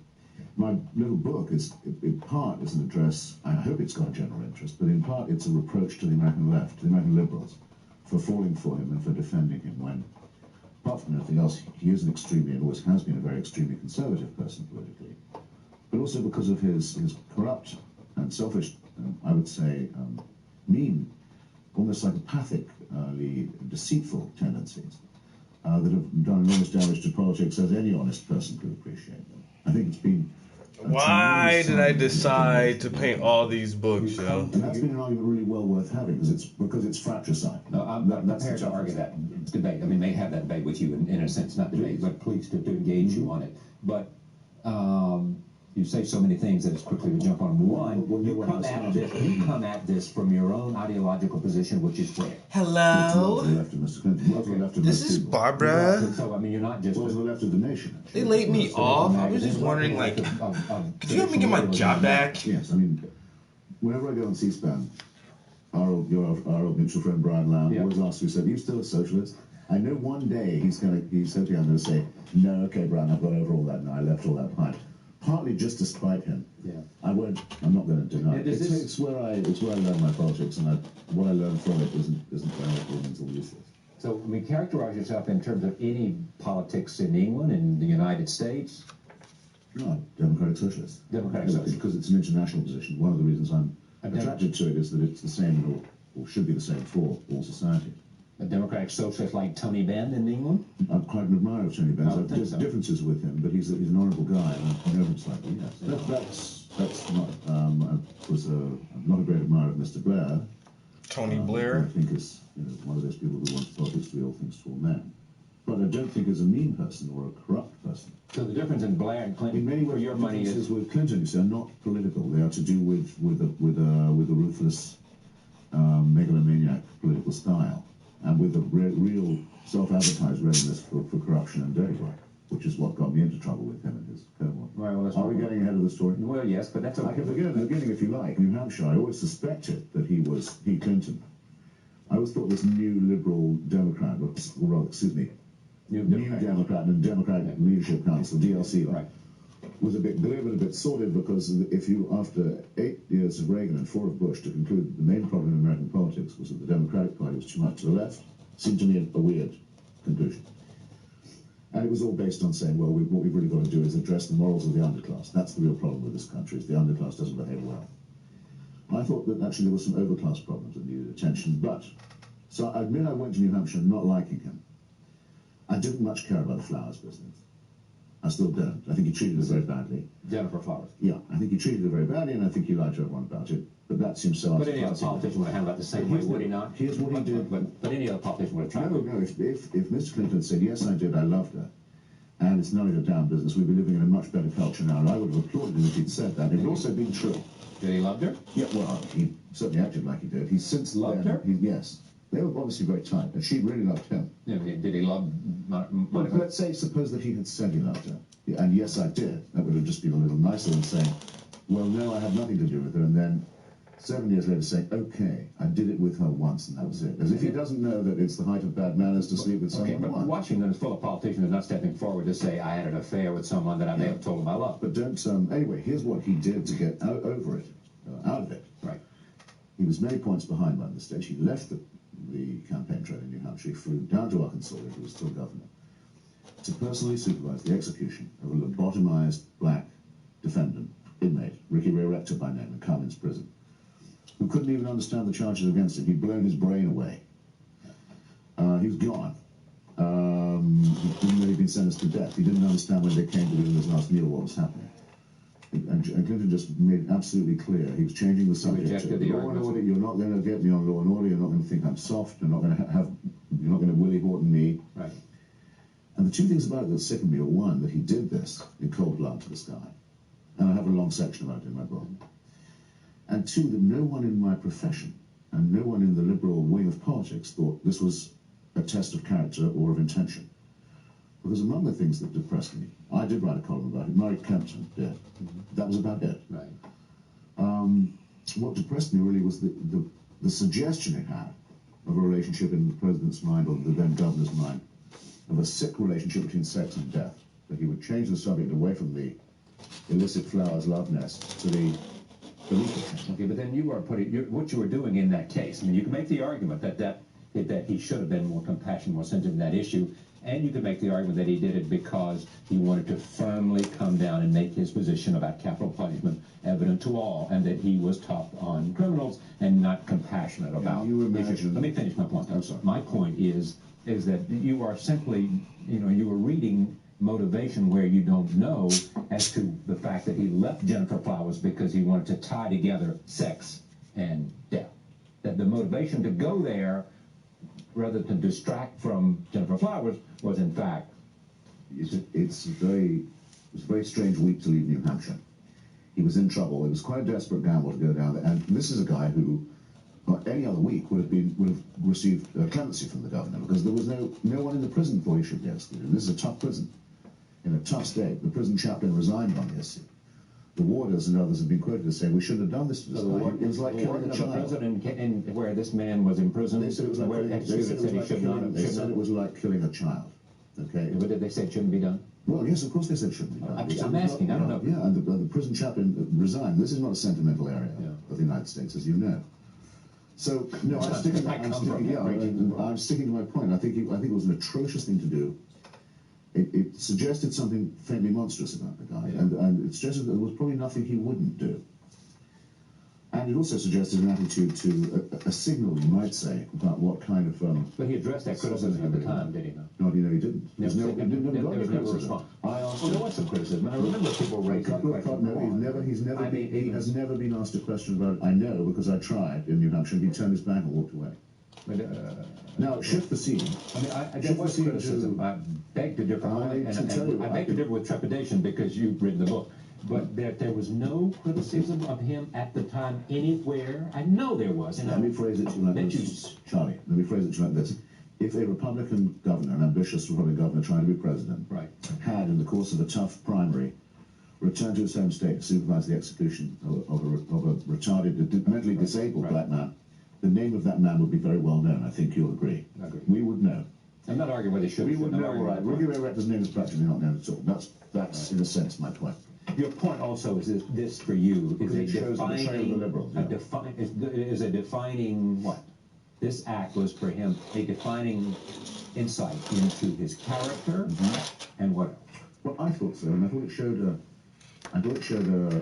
as I say, a creepily sadistic attitude, and a willingness to bid for the racist subconscious as well in the electorate, to say, look, you know, don't call me soft. I can snuff this black guy who doesn't know what the charge against him is.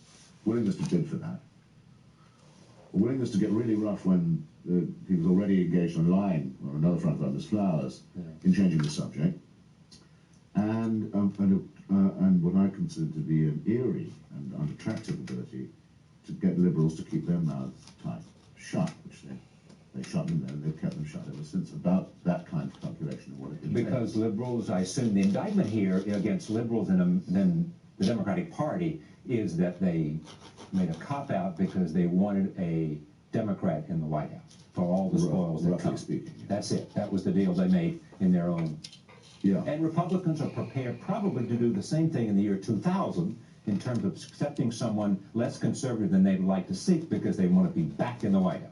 Correct? That's one element of triangulation, yeah. And it's also sometimes called, traditionally that was called the lesser evil theory, where you simply say in advance, well, this guy, I'll vote for whoever the nominee is, but it's a pretty arid form of politics. And there were better people running against him in that nomination. I think many people could have taken Bush that year, so that certainly took them to do so. However, you have identified the way in which people console themselves. You've identified the way in which people explain these things to themselves, yeah. Justify themselves. It's a political compromise, yeah. I give up principles that I may believe in because of...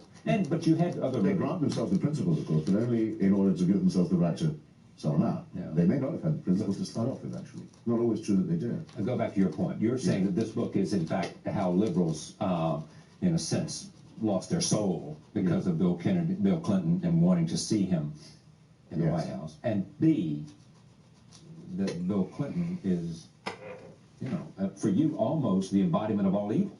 Well, I think he's an abnormally ghastly individual in every respect, yes. In every respect? Every respect, yeah. Because he lies about? He lies about everything to everybody. No one left to lie to. Everything to everyone. Which is the title of the book. He uses his daughter as a prop. He uses the help as comfort women, and then uses public money to defame them and blackmail them. Using daughter as a prop. I mean, name me a politician, and I could name lots of politicians who have had their family out front, you know, as part of their wholesomeness. Yes, fair enough. I mean, that's not unknown. And that's using family as a prop. Suddenly, to take Miss Chelsea across, look at those pictures like this, and suppose that one got oneself into some indiscretion of that sort. Right. It's impossible to imagine it happening. And you know, people were looking at you slightly askance. I can imagine doing various things in the hope of, you know, salvaging myself. Among them would not be appearing with my front of the cameras holding my daughter's hand. I know I wouldn't do that. Okay. But I mean, for the first time. I hear you and I could both disagree. You and I could both make the same judgment. Some things I don't And I'm not disagreeing with your point of view about that. I'm just saying that you weigh it with much heavier contempt than most people. You can say, look, that's... Well, remember what I'm pushing back against. I'm pushing back against a huge consensus of people who said, for a long, long time, all this is his private stuff, it's none of our affair. I mean, they didn't say that about other corrupt presidents. So this corrupt president, this crooked president, has come with a huge bodyguard of falsity and propaganda supplied by intellectuals and academics for him, which Mr. Nixon couldn't count on getting, didn't get, nor Mr. Reagan.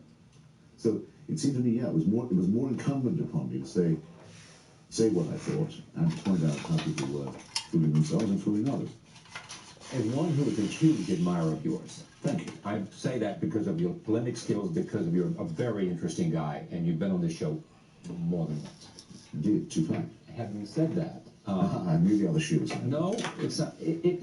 Have you ever asked yourself, maybe I'm just overboard about this guy? I've just let myself go nuts about this, and I need to come to some saner place. Yeah, I've asked myself, and it's been said to me by other people. No, sure. Believe me. And in a way, I guess I could say the book is an attempt to get him out of my system. Yes. Really? But I thought, Kind of catharsis. I started writing that this is a dangerous guy in January 1992. I'm going to see it through now. I'm going to see it through to the end. And you know what? I'm going to be vindicated too. People are going to be saying to me a little while from now, whether they're so that might be the reward for looking a bit obsessed for a while. Well, then what I would hope is people wouldn't give themselves away, wouldn't sell their votes and their principles so cheaply to people in the future, and not to a politician like this one, ever again. Well, I mean, you are nothing if not an iconoclast, so let me start from there. And have had interesting opinions about a lot of people, including famously Mother Teresa. Mm-hmm.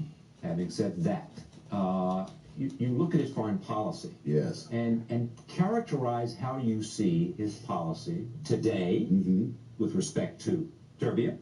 Well, Mr. Clinton was asked by the Italian Prime Minister about a week before the bombing began. Mr. Clinton, we had Mr. D'Alema. What are you going to do if the bombing doesn't work? And what if Mr. Milosevic doesn't change his mind? And what if instead he tries to throw all the Albanians out of Kosovo? The Italian Prime Minister came out, gave his own press briefing, and said, Mr. Clinton's answer to this question was to look at him like this. Like he'd never thought of that before. And to turn to Sandy Berger. Sandy Berger, by the way. Could you imagine being such a guy in the White House and say, well, Sandy, what would we do if that happened? And Berger looked like that and said, well, I guess we'd just keep bombing. The Italian Prime Minister couldn't believe it.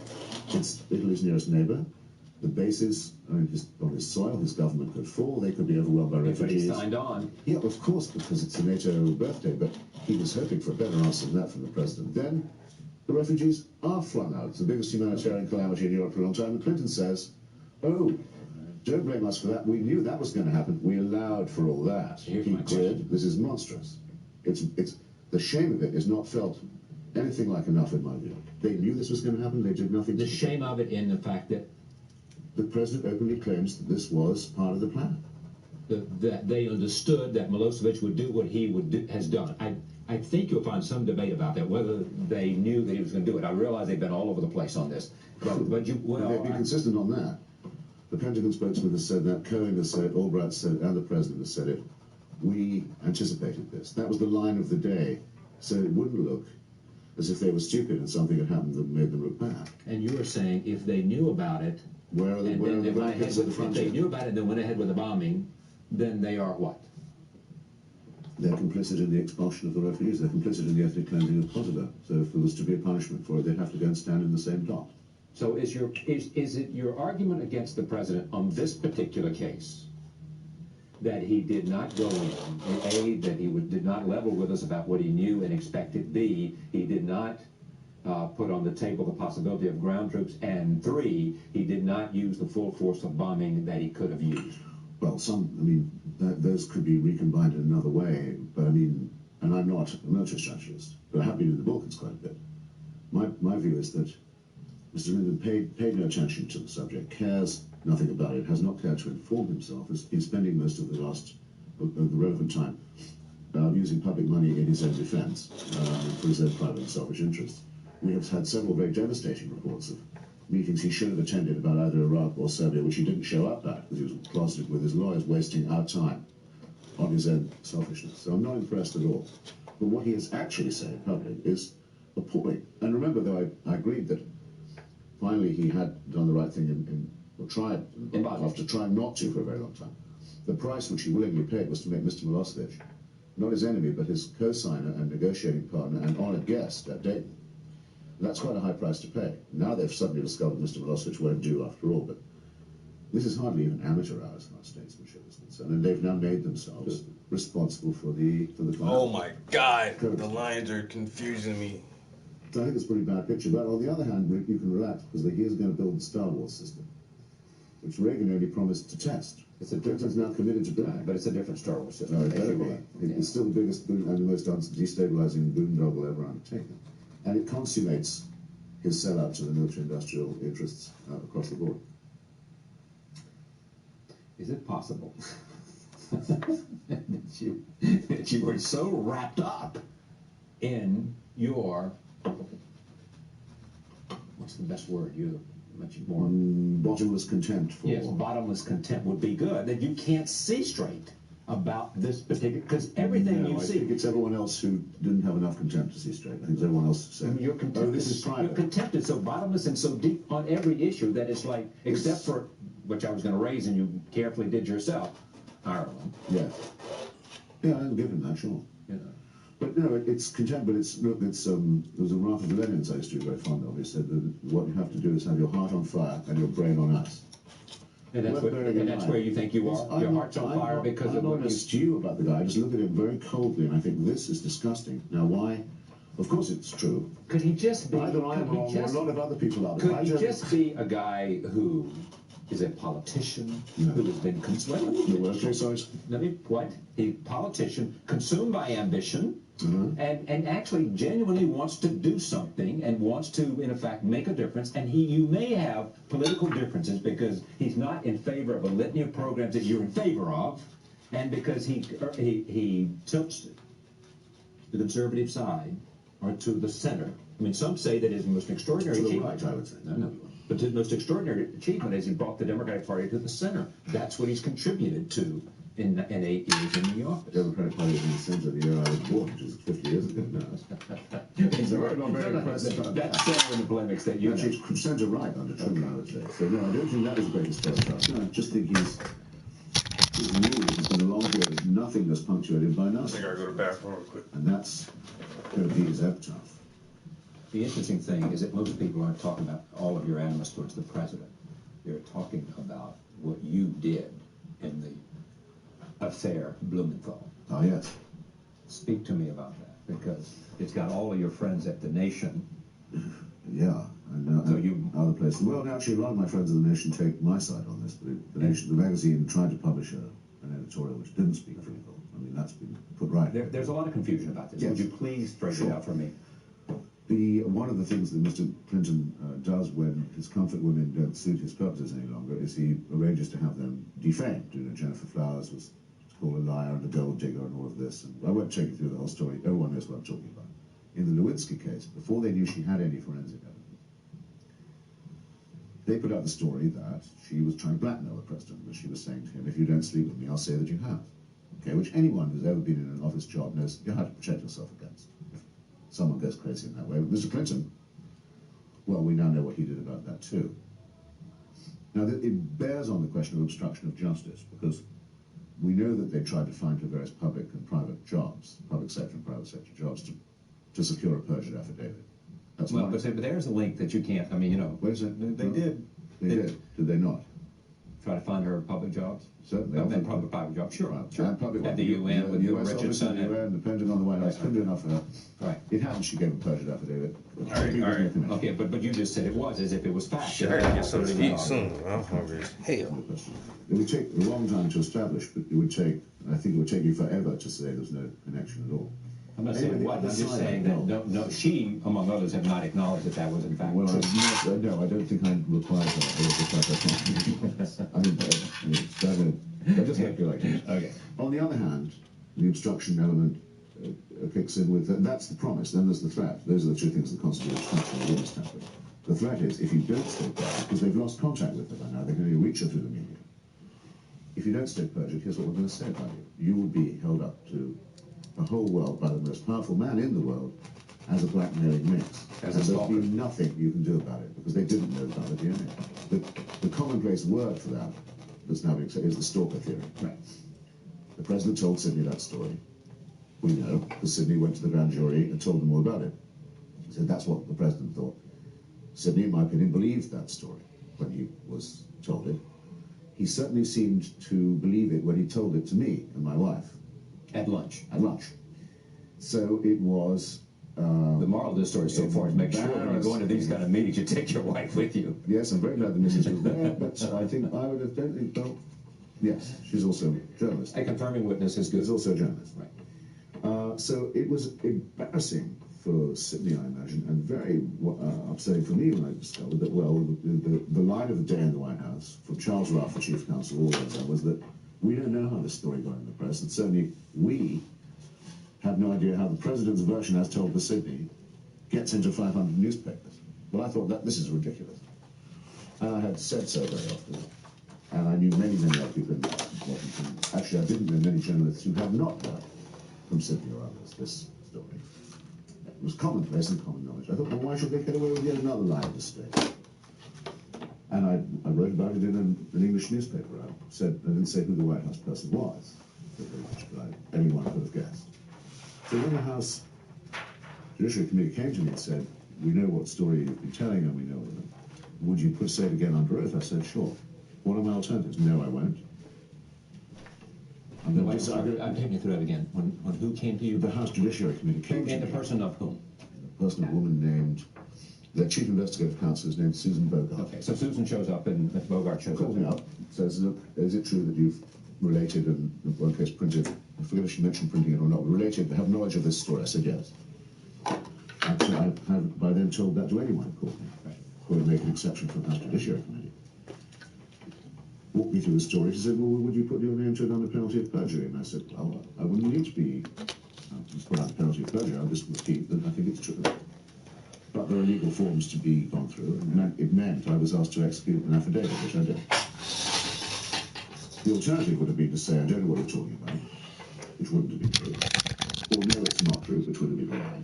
And a lie that would have protected Mr. Clinton. So what would you put on this one? What to do? The problem was this for me. It was I said to them, look, it's Clinton who's on trial, right? Not Sydney. This is evidence to show that the president has caused his deputies and underlings with public money on our dime to spread defamation of truthful women witnesses. They said, yeah, that's right. They said, no one else on trial. No. The president, you remember, said he didn't even watch that trial, didn't watch his own trial, sent deputies in to sit for him. Sent his friends and colleagues in to do that for him. So I said, okay, but I will not stand by this affidavit to use it against anyone else. I'll repudiate it. They can't give me any guarantees, but I know they heard what I said. I would do it again. You would? I sure would, yeah. Yeah. I don't know the answer to this, so I'm just asking. What options did you think you had? Suppose you had said to this person from the House Judiciary Committee, I'm a journalist, I'm not going to answer that question. What would she have said? She would have said, fine. That's what one person I know did say when they asked. I'm a journalist, I'm not going to answer the question. Now, what's wrong with that answer? It's just copping out. It's saying that I have to live here, I'm going to go along and get along. It's more trouble than it's worth to me. Perfectly, it's defensible, but I didn't want anyone thinking that of me. And I also thought that it deserved to be known, since it had been denied in the well of the Senate by the President's chief counsel, that these people were knowingly lying to the Senate and to the public. And I had possession of that information, which I had not been asked to keep to myself. Now, I really and truly wish it had been someone other than Sydney who made me aware of it. I mean, because he was a good friend. Yeah, but I made as plain to them as I could that I was not going to be party to putting him in any jeopardy. Of course, he wasn't in, and is not now in any jeopardy. So all that subplot that was woven around me from fratricide, Judas Kiss, and so on was all forced. So then you had to come up to you. So what's happened to you as a result of all of this? Got called a lot of rude names. Right. Discovered that the word hitch can be, the name hitch can be made to rhyme with the word snitch. Yeah. Defended myself on that. Maureen Dowd did that. The fragrant Maureen did that. A snitch is someone who tries to get a plea bargain to save their own skin. I wasn't. You sort of said it went from trip to hitch. I mean, that was from trip to hitch. Linda and I don't know each other. I know, but you know the point. Yeah. I mean, so all of a sudden you see columnists that were you. Of course. Writing about you as a lot of that, as if I'd done it as a contemptible figure who violated all standards of journalism. And if you had something you want to say, do what you did in the beginning, write about it, and don't be cruel. Here's what they said. I asked someone today. Yes. Why is this so controversial for you? Why is it you have so much animus towards Christopher Hitchens? The answer was he collaborated with the government. He betrayed a friend, and he filed an affidavit. None of those things are what we think. Well, I didn't collaborate with the government. I was testifying against the government. I wasn't cooperating with the authorities. Where I live, I don't know about where you live, the President of the United States and his gang are the authorities. Certainly it's true in Washington. What's a house? And some would say, well, the government was represented by it. And another time, the Judiciary Committee is the lawfully constituted committee of the House. I mean, that's not. During the McCarthy era, people would say that these were in fact, the government that was doing the investigating, even though they came from the Congress, and they called people up to testify, and when they did, they were called collaborators. Well, some of those inquiries were indeed sponsored by the state after the Royal Jail program was passed. There's no question about it. This just isn't like that. Furthermore, the people who testified in those cases were doing so that they wouldn't be asked to, they wouldn't be asked the questions themselves. They were bargaining to save their own skins. My skin was in no danger. I'm way over. Except from the people who were going to call me a skunk later on. I mean, but I wasn't plea bargaining. I wasn't buying myself any time or cutting myself any slack. Nor was I anonymously doing a denunciation of anybody. So the first objection of your friend, I think, is false. Betraying a friend, I don't think so. I mean, it was Mr. Clinton who sent someone who I can tell you, really loves him. I mean, really likes him. And had given up a lot to go work for him. Fed him a false and dirty story. Convinced him of its truth and let him go into the grand jury and tell it. Well, does he go into the grand jury and say the president lied to him about other matters? No, at the end, finally, in the front of the Senate, he was asked, does he now think he's been lied to? Right, that's and he said, yeah, I do. Well, join the club, right? Right. Yeah, he did, but Clinton did all that to him and then let him go and be asked these tough questions in the Senate. And I'm the one who betrays Sidney? No, it's Clinton who betrays Sidney. Just that having anything to do with Clinton means that everything around him is poisoned, including friendship between Sidney and me, though I hope still. Well, that might be repaired. You hope? No, I see no reason why not. He knows I didn't mean him any harm. He isn't in any trouble as a result of what I said. People are nauseated now, I find, more and more by the fact that Clinton walked in that trial. He got away scot-free. Nothing happened to him. And it's become more and more clear that since the acquittal, that all the stuff about the right-wing conspiracy and so on was all nonsense. So all that would need to happen was for Sidney to take the next step, as a lot of other former Clinton people have, and realize that he's working for someone who doesn't give a damn about him or anyone else. Then we can be friends again. Have you called his house? I did call his house. And what happened? Probably too soon. Too early. I got his extremely nice wife, who's also a friend of mine. And I think she must have thought it was too soon as well, because she replaced the receiver. Yes. And you called for what reason?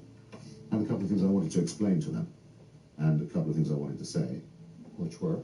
Which were, well, that I didn't think he was in age jeopardy, or would be, and that I wanted them to understand what the position I'd been in was. You asked me one more question, which was, I could have just written it in an article. Right.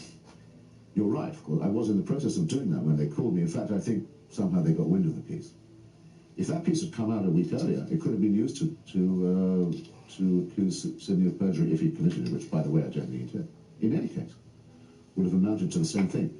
But by saying, no, I'll put my name to it, I was testifying in one jurisdiction against one defendant only, namely the President of the United States. And I think I probably missed both of them, but the intention was to hit the President and miss Sidney. I missed Sidney anyway. And you hope you can repair No, the worst of it, actually, if you really want the truth, I mean, is that the whole thing may have been a waste of time because the trial was a fix in a way. There was no chance of it changing many people's minds. I did get a call from one senator, Democrat, good Democrat, who said he was now going to vote to convict on obstruction of justice. He told me on the phone that Sunday that he was determined to do it now, but in the end he didn't. So I wasted my time, I guess. But I thought it would have been cowardly not to stand by the story. Okay, let me sum up here. This president will serve out his term. Well, I guess, yeah. He'll continue to prosecute the war. He'll continue to refuse to answer questions about whether he's a rapist. He still hasn't said a word about that. Doesn't that give you a shock? He won't answer the question. People think it's his word against hers. He hasn't said anything yet. He said his lawyer has responded for him. A lawyer who he didn't know that year, as far as I know, has never been in... Well, but this is the lawyer that speaks to him now. Come on. You'd want to do better than that if you've been accused of rape, I think. Well, no, I mean, if you're going to have a lawyer speak... I know a lawyer who will say it's not true. Can't go there. I mean, if you're going to have a lawyer speak to him... Well, no, he didn't have a lawyer at that time, did he? Did he have a lawyer? He was the Attorney General of Arkansas at the time. But, I mean, she didn't bring the charges at that time, so he had no need to have a lawyer at that time. So the lawyer you would bring forth at this time is the lawyer who's representing you. I mean, that's who happened to have just gone through and you've had exhaustion. He has no knowledge of the case, that's what I'm talking about. You want to do better. But who had a knowledge of the case? Well, what lawyer had knowledge of the case? Someone, or all of the circumstances of the time. There have been inquiries before. To say, if I said to you, a plausible, respectable woman with no motive of malice has laid a charge of sexual assault against you. What do you say? Would you be content to say, well, I know a lawyer who will say that it's not true? I think you'd want to do... Male self-respect would make you want to do a little better than that. Of course it would. No, you notice, by the way, it doesn't matter because no one is asking Denton these questions. So well, the point it doesn't have to keep refusing to answer. And the same argument... I can't believe the laziness of the press. Yeah, the same argument could have been made about Lewinsky from the beginning. I mean, you would say, why doesn't someone come out and defend and make the position clear early on? Mm-hmm. That argument was made at that time and was also made, and you make it now. Well, he did deny that, of course, but he was lying through his teeth. But then, yeah, but it wasn't denied in terms of full questioning and wasn't protesting to the fullest extent that might have been done. Although it was a protest, but it was short. And my point again, no one left to lie to, is this book by Christopher Hitchens, who states out clearly his feelings about the President of the United States and also the business with Sidney Blumenthal, an aide to the President in the White House and a friend of Christopher's, who he hopes will be able to regain the friendship at a future time. Most journalists seem to want to lecture to you. Well, I think a lot of people didn't like me anyway. But well, so the field day. That's a whole other show. Thank you, Chris. It was a pleasure. Christopher Hitchens. When we come back, Tony Bowie, the filmmaker, just made a very interesting new film called 3 Seasons.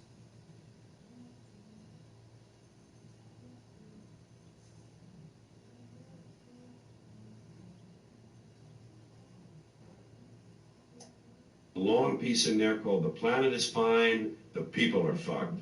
Will be gone. Dinosaurs had their chance. There was an age of reptiles. Now it's the age of primates. And who knows? Maybe it'll be the insects next. It's not up to us. It's not divinely ordained. We're here on chance, and we're going to go away. And the planet will heal. The planet will heal because that's what it does. It heals itself. It's a self-healing organism. It changes and grows. It'll incorporate all of our dead cities into itself, and it will become something else, but it will still be going around the sun for at least a few more billion years or whatever. So this whole thing, we have to save the planet by not putting diapers in the landfill. That's too short-sighted. It doesn't do anything. You have to change yourself, and we'll never do that because the dollars now, it's everybody wants a dollar and a toy.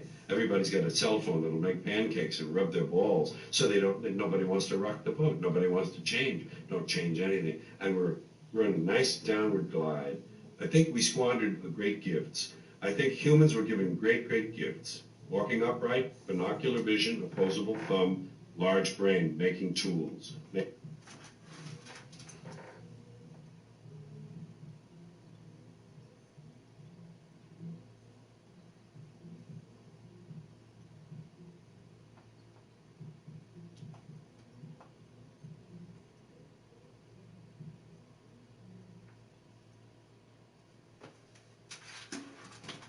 As a Sufi Muslim, I'm very ruffled by the title of your book. Of all the titles that you've likely had at your disposal, did you have to settle for the literal negation of Allahu Akbar? Yes. As I've said, I think that all religions are wrong in the same way, in that they privilege faith over reason, but they're not all equally bad in the same way all the time. I mean, if I'd been writing in the 1930s, I would certainly have said that the Roman Catholic Church was the most dangerous religion in the world because of its open alliance with fascism and anti-Semitism, which the damage from that our culture has never recovered from and never will. But at the moment, it's very clear to me that the most toxic form that religion takes is the Islamic form. Because remember, Islam makes one special claim for itself. All religions claim to be revealed truth. They all are founded by divine revelation. But Islam rather dangerously says, ours is the last and final one. If you remember Dick Gregory, the older comrades here will, great black comedian and civil rights activist, when he came to write his memoir, he called it nigger. Right. It upset a lot of people, including his old mum, who called him and said, why are you doing this? And he says, Mama, every time you hear that word again, they're selling my book. So every Allahu Akbar reminds people that we're in a very serious struggle with a very depraved religion. Do you believe that that God, if he's provided everything for you, has rights on your life? Because? Why should he? What gives him this right? Because he owns you. He's created everything for you. He's kept you alive. I don't want to be owned. I don't want to be owned, and I don't recognize anyone's right to own me. So ownership is a bad thing? Well, people, yes. Oh, okay. It'll be widely considered. I mean, I know the Bible does call for slavery, as it calls for genocide, but that doesn't make it right. Christopher, have you ever prayed? Once per harder. Peter de Vries is very good on this. He says people used to be pagans and polytheists and believe in multiple gods, and then they started believing in one God, and they're getting nearer the true figure all the time. This is progress. So when I say, as the subtitle of my book, that I think religion poisons everything, I'm not just doing what publishers like and coming up with a provocative subtitle. I mean to say it infects us in our most basic integrity. It says we can't be moral without Big Brother, without a totalitarian permission. It means we can't be good to one another without this. We must be afraid. We must also be forced to love someone who we fear. The essence of sadomasochism. So, not scorning the three delightful children who result, who are everything to me and who are my only chance of even a glimpse of a second life, let alone an immortal one. And I'll tell you something, if I was told to sacrifice them to prove my devotion to God, if I was told to do what all monotheists are told to do, and admire the man who said, yes, I'll gut my kid to show my love of God, I'd say, no, fuck you. You've made the worst concession already. You already said you're a slave. So, well, absolutely. After that, mere obedience to orders is a small offense. I readily admit that I'm a slave. I'm a slave of the Lord Jesus Christ. Get out of your chains. Yeah, well... it's absolutely fine for you, but you must leave me out of it. I don't want to be told that I have to obey these laws too, or that my children have to be taught this in school, or that laws have to be written to ratify the bizarre beliefs of a cult like yours. So what if God actually exists, sir? Would he not have been good to you? He wouldn't, because if that were true, it would mean that I had an eternal supervising parent who would never die and let me get on with my life, never let me grow up, keep me under surveillance. But you have, sir. And supervision every minute of my life. But you constantly asked me to be thanking and praising him. Yeah, I think it would that wasn't part of the scenario. Like living in North Korea. I think it'd be a horrible outcome. Well, I'm not sure that God is Kim Jong-il, but what if what I said is true? Well, Kim Jong-il, he has a different opinion. How sure am I of my own views? Don't take refuge in the false security of consensus and the feeling that whatever you think, you're bound to be okay because you're in the safely moral majority. I actually just had one small question, which is, Christopher, how are you feeling? Oh, well, thank you. Thank you for asking. Well, I'm dying, but so are you. If someone tells me that I've hurt their feelings, I say, well, I'm still waiting to hear what your point is. Right. I'm very depressed how in this country you can be told, that's offensive, as if those two words constitute an argument or a comment. Not to me they don't, and I'm not running for anything, so I don't have to pretend to like people when I don't. Right. Well, I want to make it clear in our closing moments here, Christopher, I don't consider you an enemy. I don't consider you... I'm very sorry to hear that. Well, I know, because you want me to be your enemy, and you're... you are my enemy. Well, but you're not my enemy. How are you going to figure that? No, because I don't feel a need to have to silence Christopher Hitchens. Well, you don't have a chance of doing that. I don't mean that at all, but I mean your preachments are evil and they're a direct threat to the survival of civilization. So if you don't consider me an enemy, you don't know an enemy when you see or hear one. It's probably the stupidest thing the human race does, is to look for patterns in this way and say, when a baby falls out of a high-rise building and bounces on the grass below, that must be God. And when millions of children die every day for the lack of pure drinking water and just die of diarrhea in a banal manner, that's because God moves in a mysterious way or isn't involved at all. So I think we're off to a racing start, ladies and gentlemen. So many times you've brought up women in Islam. I'd just like to correct that I read the Quran and all Muslim scholars would agree with me that Islam gives women a lot of rights. I mean, I am a young Muslim woman myself. I sit before you, I have a voice and I can speak to you and I can look you in the eye. And when I go to Iran, I'm actually Iranian as well. So when I go to Iran, I also have my rights.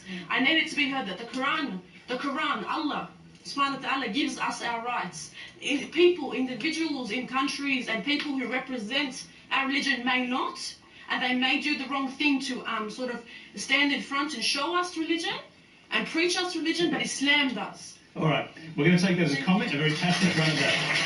Okay, No, we're not going to take it as a comment. I can see your face, I can see your hair, and I can see you sitting in an audience with young gentlemen. Don't you tell me you can do any of that in Iran. I can, though. No, you can't. Yes, I can. No, you cannot. I can in Iran. In the Islamic Republic of Iran, where I have been, my hair would be out. My hair would be out because my veil would be little. My hair would be, it may be covered a little bit, but just like in the Bible, in the letter. The idea of God speaks to some illiterate merchant warlord in Arabia, and he's able to write this down perfectly, and it contains the answers to all human. Don't waste my time. But you're saying this, Christopher, I've got to call you down on referring to circumcision as genital mutilation. My son cried more at his first haircut than he did at his bris. Statistically, the only long-term effect that it seems to have on people is it increases their chances of winning a Nobel Prize. I can't find the compulsory mutilation of the genitals of children as subject for humour in that way. I was to say to you just now, my little girl cried more at her first haircut than when I cut off her clitoris. What would you think of me if I was to say such a disgusting thing? That a person as humane as yourself can sit here and think of that as a fit subject for humour shows what I mean. Religion makes morally normal people say and do disgusting and wicked things, and you've just proved my point. In error to say that AIDS is bad as a disease, very bad, but not quite as bad as condoms are bad, or not as immoral in the same way. Francis Collins says at least 100,000 years. We can show we've been around for that long. It's quite a long time. I'll take 100. Never mind. I don't need 250,000 for my point. 100,000 years, people have been, our species has been around on this speck. Born, usually dying, actually a great number of them in childbirth, wouldn't have got beyond being born. For the first 80 or so, 90 or so thousand years, nearly 100, not living more than 25 to 30 years at the most, then probably dying of their teeth, if they were lucky, or of the other needless mammalian things that show us that we bear the stamp, as Darwin put it, of our lowly origin, the appendix we don't need anymore, innumerable other shortcomings of our design, terrible disease, suffering, misery, malnutrition, and fear. Where do the earthquakes come from? Why is there an eclipse? What are the shooting stars doing? And war, and rape, and the kidnap of other peoples, and the enslavement of them. All of this goes on. For the first 97, 98,000 of this, heaven watches with indifference. Oh, there they go again. That whole civilization's just died out. Well, what are you going to do? They're raping each other again. They're poisoning. They think that the other tribe has poisoned the well, so they're going to kill all their children. All of this. Just watch all that. 3,000 years ago at the most, it's decided, no, we've got to intervene now. Ask yourself if you really wish it was true that there was a celestial dictatorship that watched over you from the moment you were born, actually the moment you were conceived, all through life, night and day, knew your thoughts, waking and sleeping. Could in fact convict you of thought crime. The absolute definition of a dictatorship can convict you for what you think, or what you privately want, what you're talking about to yourself. That monitors you like this, under permanent surveillance, control, and supervision, and doesn't even let go of you when you're dead, because that's when the real fun begins. Now, my question is this. Who wishes that that were true?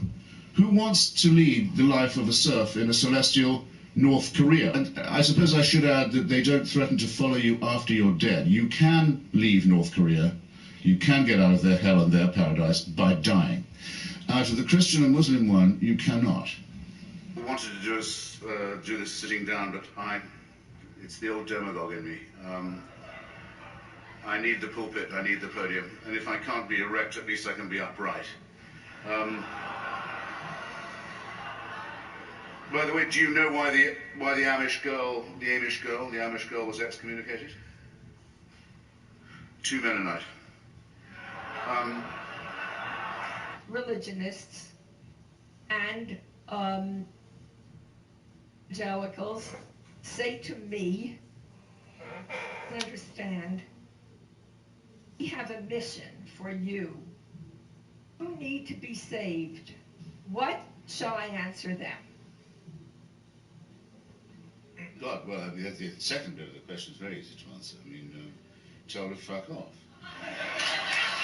Let's look at another example. There's a place called the Oasis here in Sydney. It's a shelter for young homeless people. It was at the heart and soul of the Salvation Army captain called Paul Moulds and his wife. Now, they're non-judgmental as far as I can see. They don't seem to be pushing their religion. Essentially, they practice their faith by helping others. So, can that be poisonous? No, but in what sense in that case is it religious? You're saying these people are so nice they're hardly religious at all. I want to live my life taking the risk all the time that I don't know anything like enough yet, that I haven't understood enough, that I can't know enough, that I'm always hungrily operating on the margins of a potentially great harvest of future knowledge and wisdom. Take the risk of thinking for yourself. Much more happiness, truth, beauty, and wisdom will come to you that way.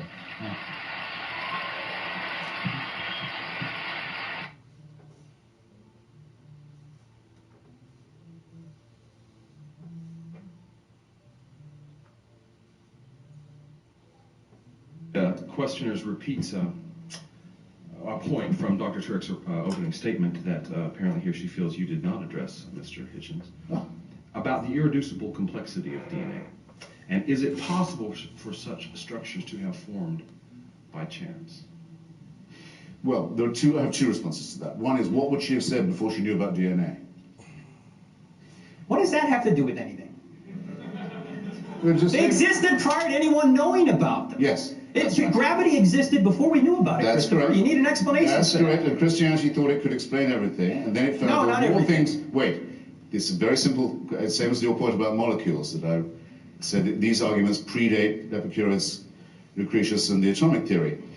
Christianity used to say it can explain everything. It is all you need to know is there's an all-powerful, all-loving, all-intervening, all-knowing, omniscient God. Okay, well then wait, wouldn't DNA explain more? Well that only shows that God's even cleverer than we thought. So it's an infinitely expanding tautology. There are some Christians who accept, in fact it was actually a Catholic physicist at the University of Louvain in Belgium who first came up with the idea of what we now call the Big Bang. And most popes, not all, most popes have accepted it. Some have thought of it as a challenge to Christianity. The Pope Leo, who he went to, I can't remember the scientist's name for a second, maybe someone here can help me. He went to the Pope and said, look, it looks like this is how things started. And the Pope said, if you like, I'll make it a dogma that every Catholic has to believe it. He said, that would be slightly missing the point, Your Holiness. Christopher, what does this have to do with the origin of DNA? Well, because it is true to say that religion, as Stephen Jay Gould said, that religion and science belong to non-overlapping magisteria. I think these magisteria are in many ways incompatible and in many ways irreconcilable, but it is no more true to say that the existence of the complexity of DNA shows that God was more ingenious than we thought, than it is to say that it necessarily shows by its self-revealing ingenuity that we don't need the hypothesis of God. Both of these positions would be, in my opinion, somewhat reductionist, though I would have to say that I think the second one is more persuasive and more relevant. Now, Gould is wrong. Will that do? Christians or religious people, religion is trying to find out how the universe began, and so is science. They're not. No, religion says it does know. Excuse me. No, it's religion is not a process of scientific inquiry. Religion is an affirmation of faith. It says it already knows. I'm a religious person, Christopher, and I'm using evidence to try and point out that the universe exploded into being out of nothing. And you have scientific evidence for the view that an intervention will occur to prevent the implosion. And no, forget that. Let's start at the beginning. I can't forget it. Let's start at the beginning. That's for debate too. It's the only thing you've said all evening that I'm going to remember.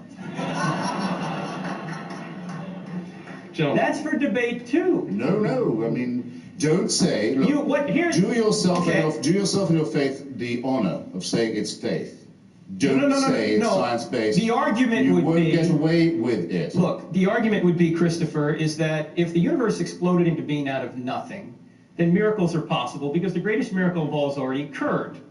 The question is, have miracles occurred in the first century? That requires another debate whereby we have to look at the historical evidence and see. And if it is true that that Jesus really did come and say and do the things that the New Testament writer said he did, then whatever he teaches is true, because if he rose from the dead, he was God. If he taught that there will be an intervention, then there will be. That's the argument. I don't have time to support it.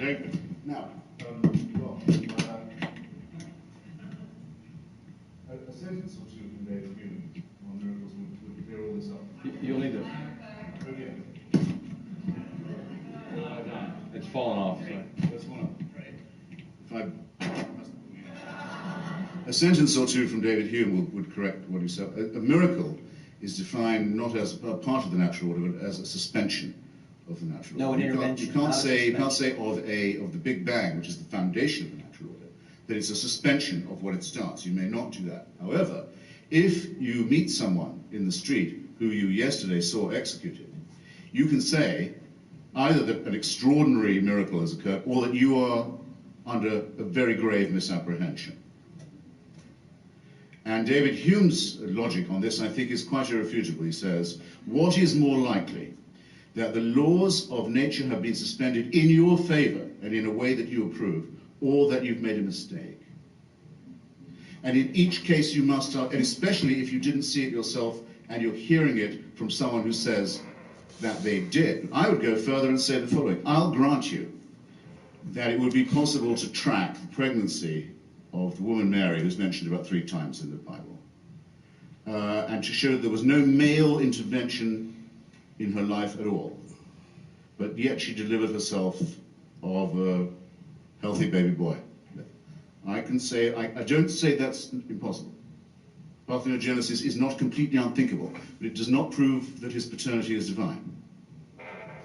And it wouldn't prove that any of his moral teachings were thereby correct. Nor, if I was to see him executed one day and see him walking the streets the next, would that show that his father was God, or his mother was a virgin, or that his teachings were true, especially given the commonplace nature of resurrection at that time and place. After all, Lazarus was raised, never said a word about it. The daughter of Jairus was raised, didn't say a thing about what she'd been through. And the Gospels tell us that at the time of the crucifixion, all the graves in Jerusalem opened, and their occupants wandered around the streets to greet.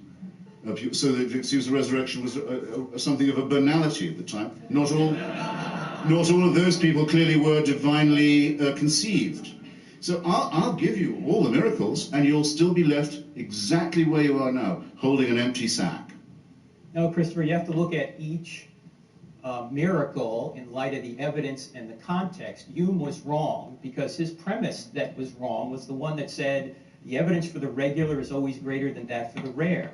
It's not. From Hume's own worldview, if Hume was here today, he wouldn't even believe in the Big Bang because it only happened once. It's not a regular event, it happened once. He wouldn't believe in the spontaneous generation of life, which is what a materialist must believe because it only happened once. He wouldn't believe in his own birth because it only happened once. In fact, he wouldn't be able to believe in the whole history of our solar system because it only happened once. You don't need regular events to know whether or not something happened. Singular events happen all the time. This debate will never happen again, yet you're here to witness it. I'm just going to repose my trust in the audience here. There's an obvious difference between a singularity and a miracle. And I think it would be embarrassing to try and explain it. It would be patronizing.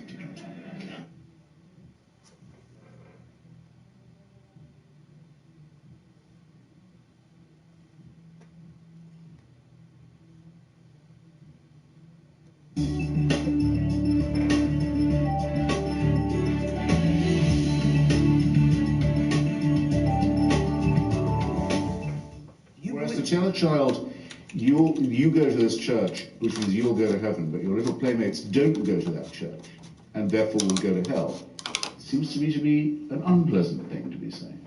But yes, that is. Maybe I'm in a minority then. That could be an unpleasant thing, but how do you develop? Actually, an evil thing. Let's call it evil, Christopher. Something only a religious person would dream of saying. Let's call it evil. Where does evil come from? Religion.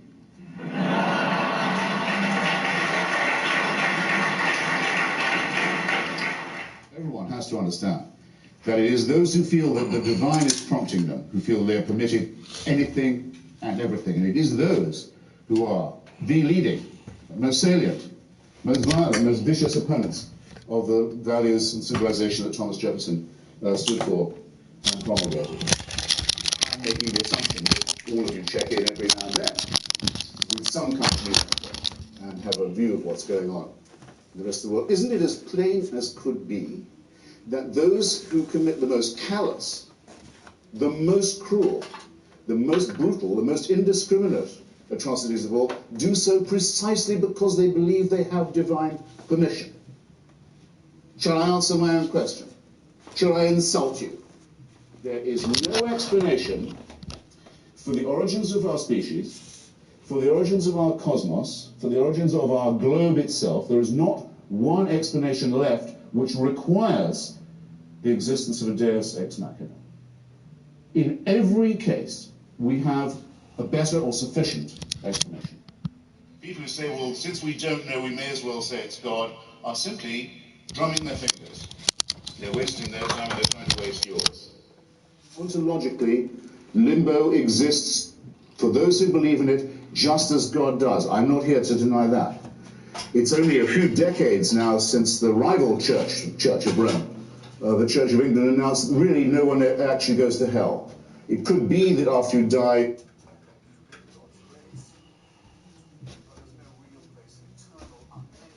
All right, I gotta grab something to eat, yeah.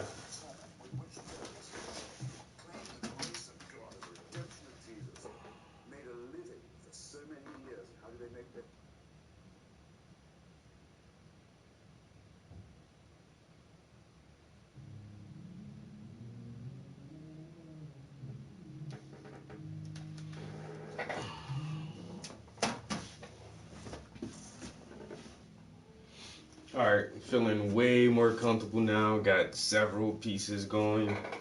Like I said, I was down to just one painting. I hate being down to just one painting. So, I've really been trying to get some new images on the canvases. And so now I actually have 1, 2, 3, 4. I have 4 pieces I'm working on right now. I'm a little bit more comfortable now.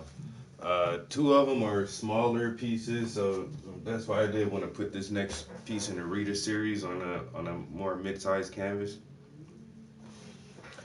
And that's coming along nicely. Let's see. Yeah, 1, 2, 3, 4. And then I still want to do one more abstract painting, well, a portrait with an abstract background for myself, and see how that turns out. But y'all guys be easy. I'm about to go grab a late lunch, early dinner, and I'll probably just chill out for the rest of the day. I'll holler at y'all next time. Peace.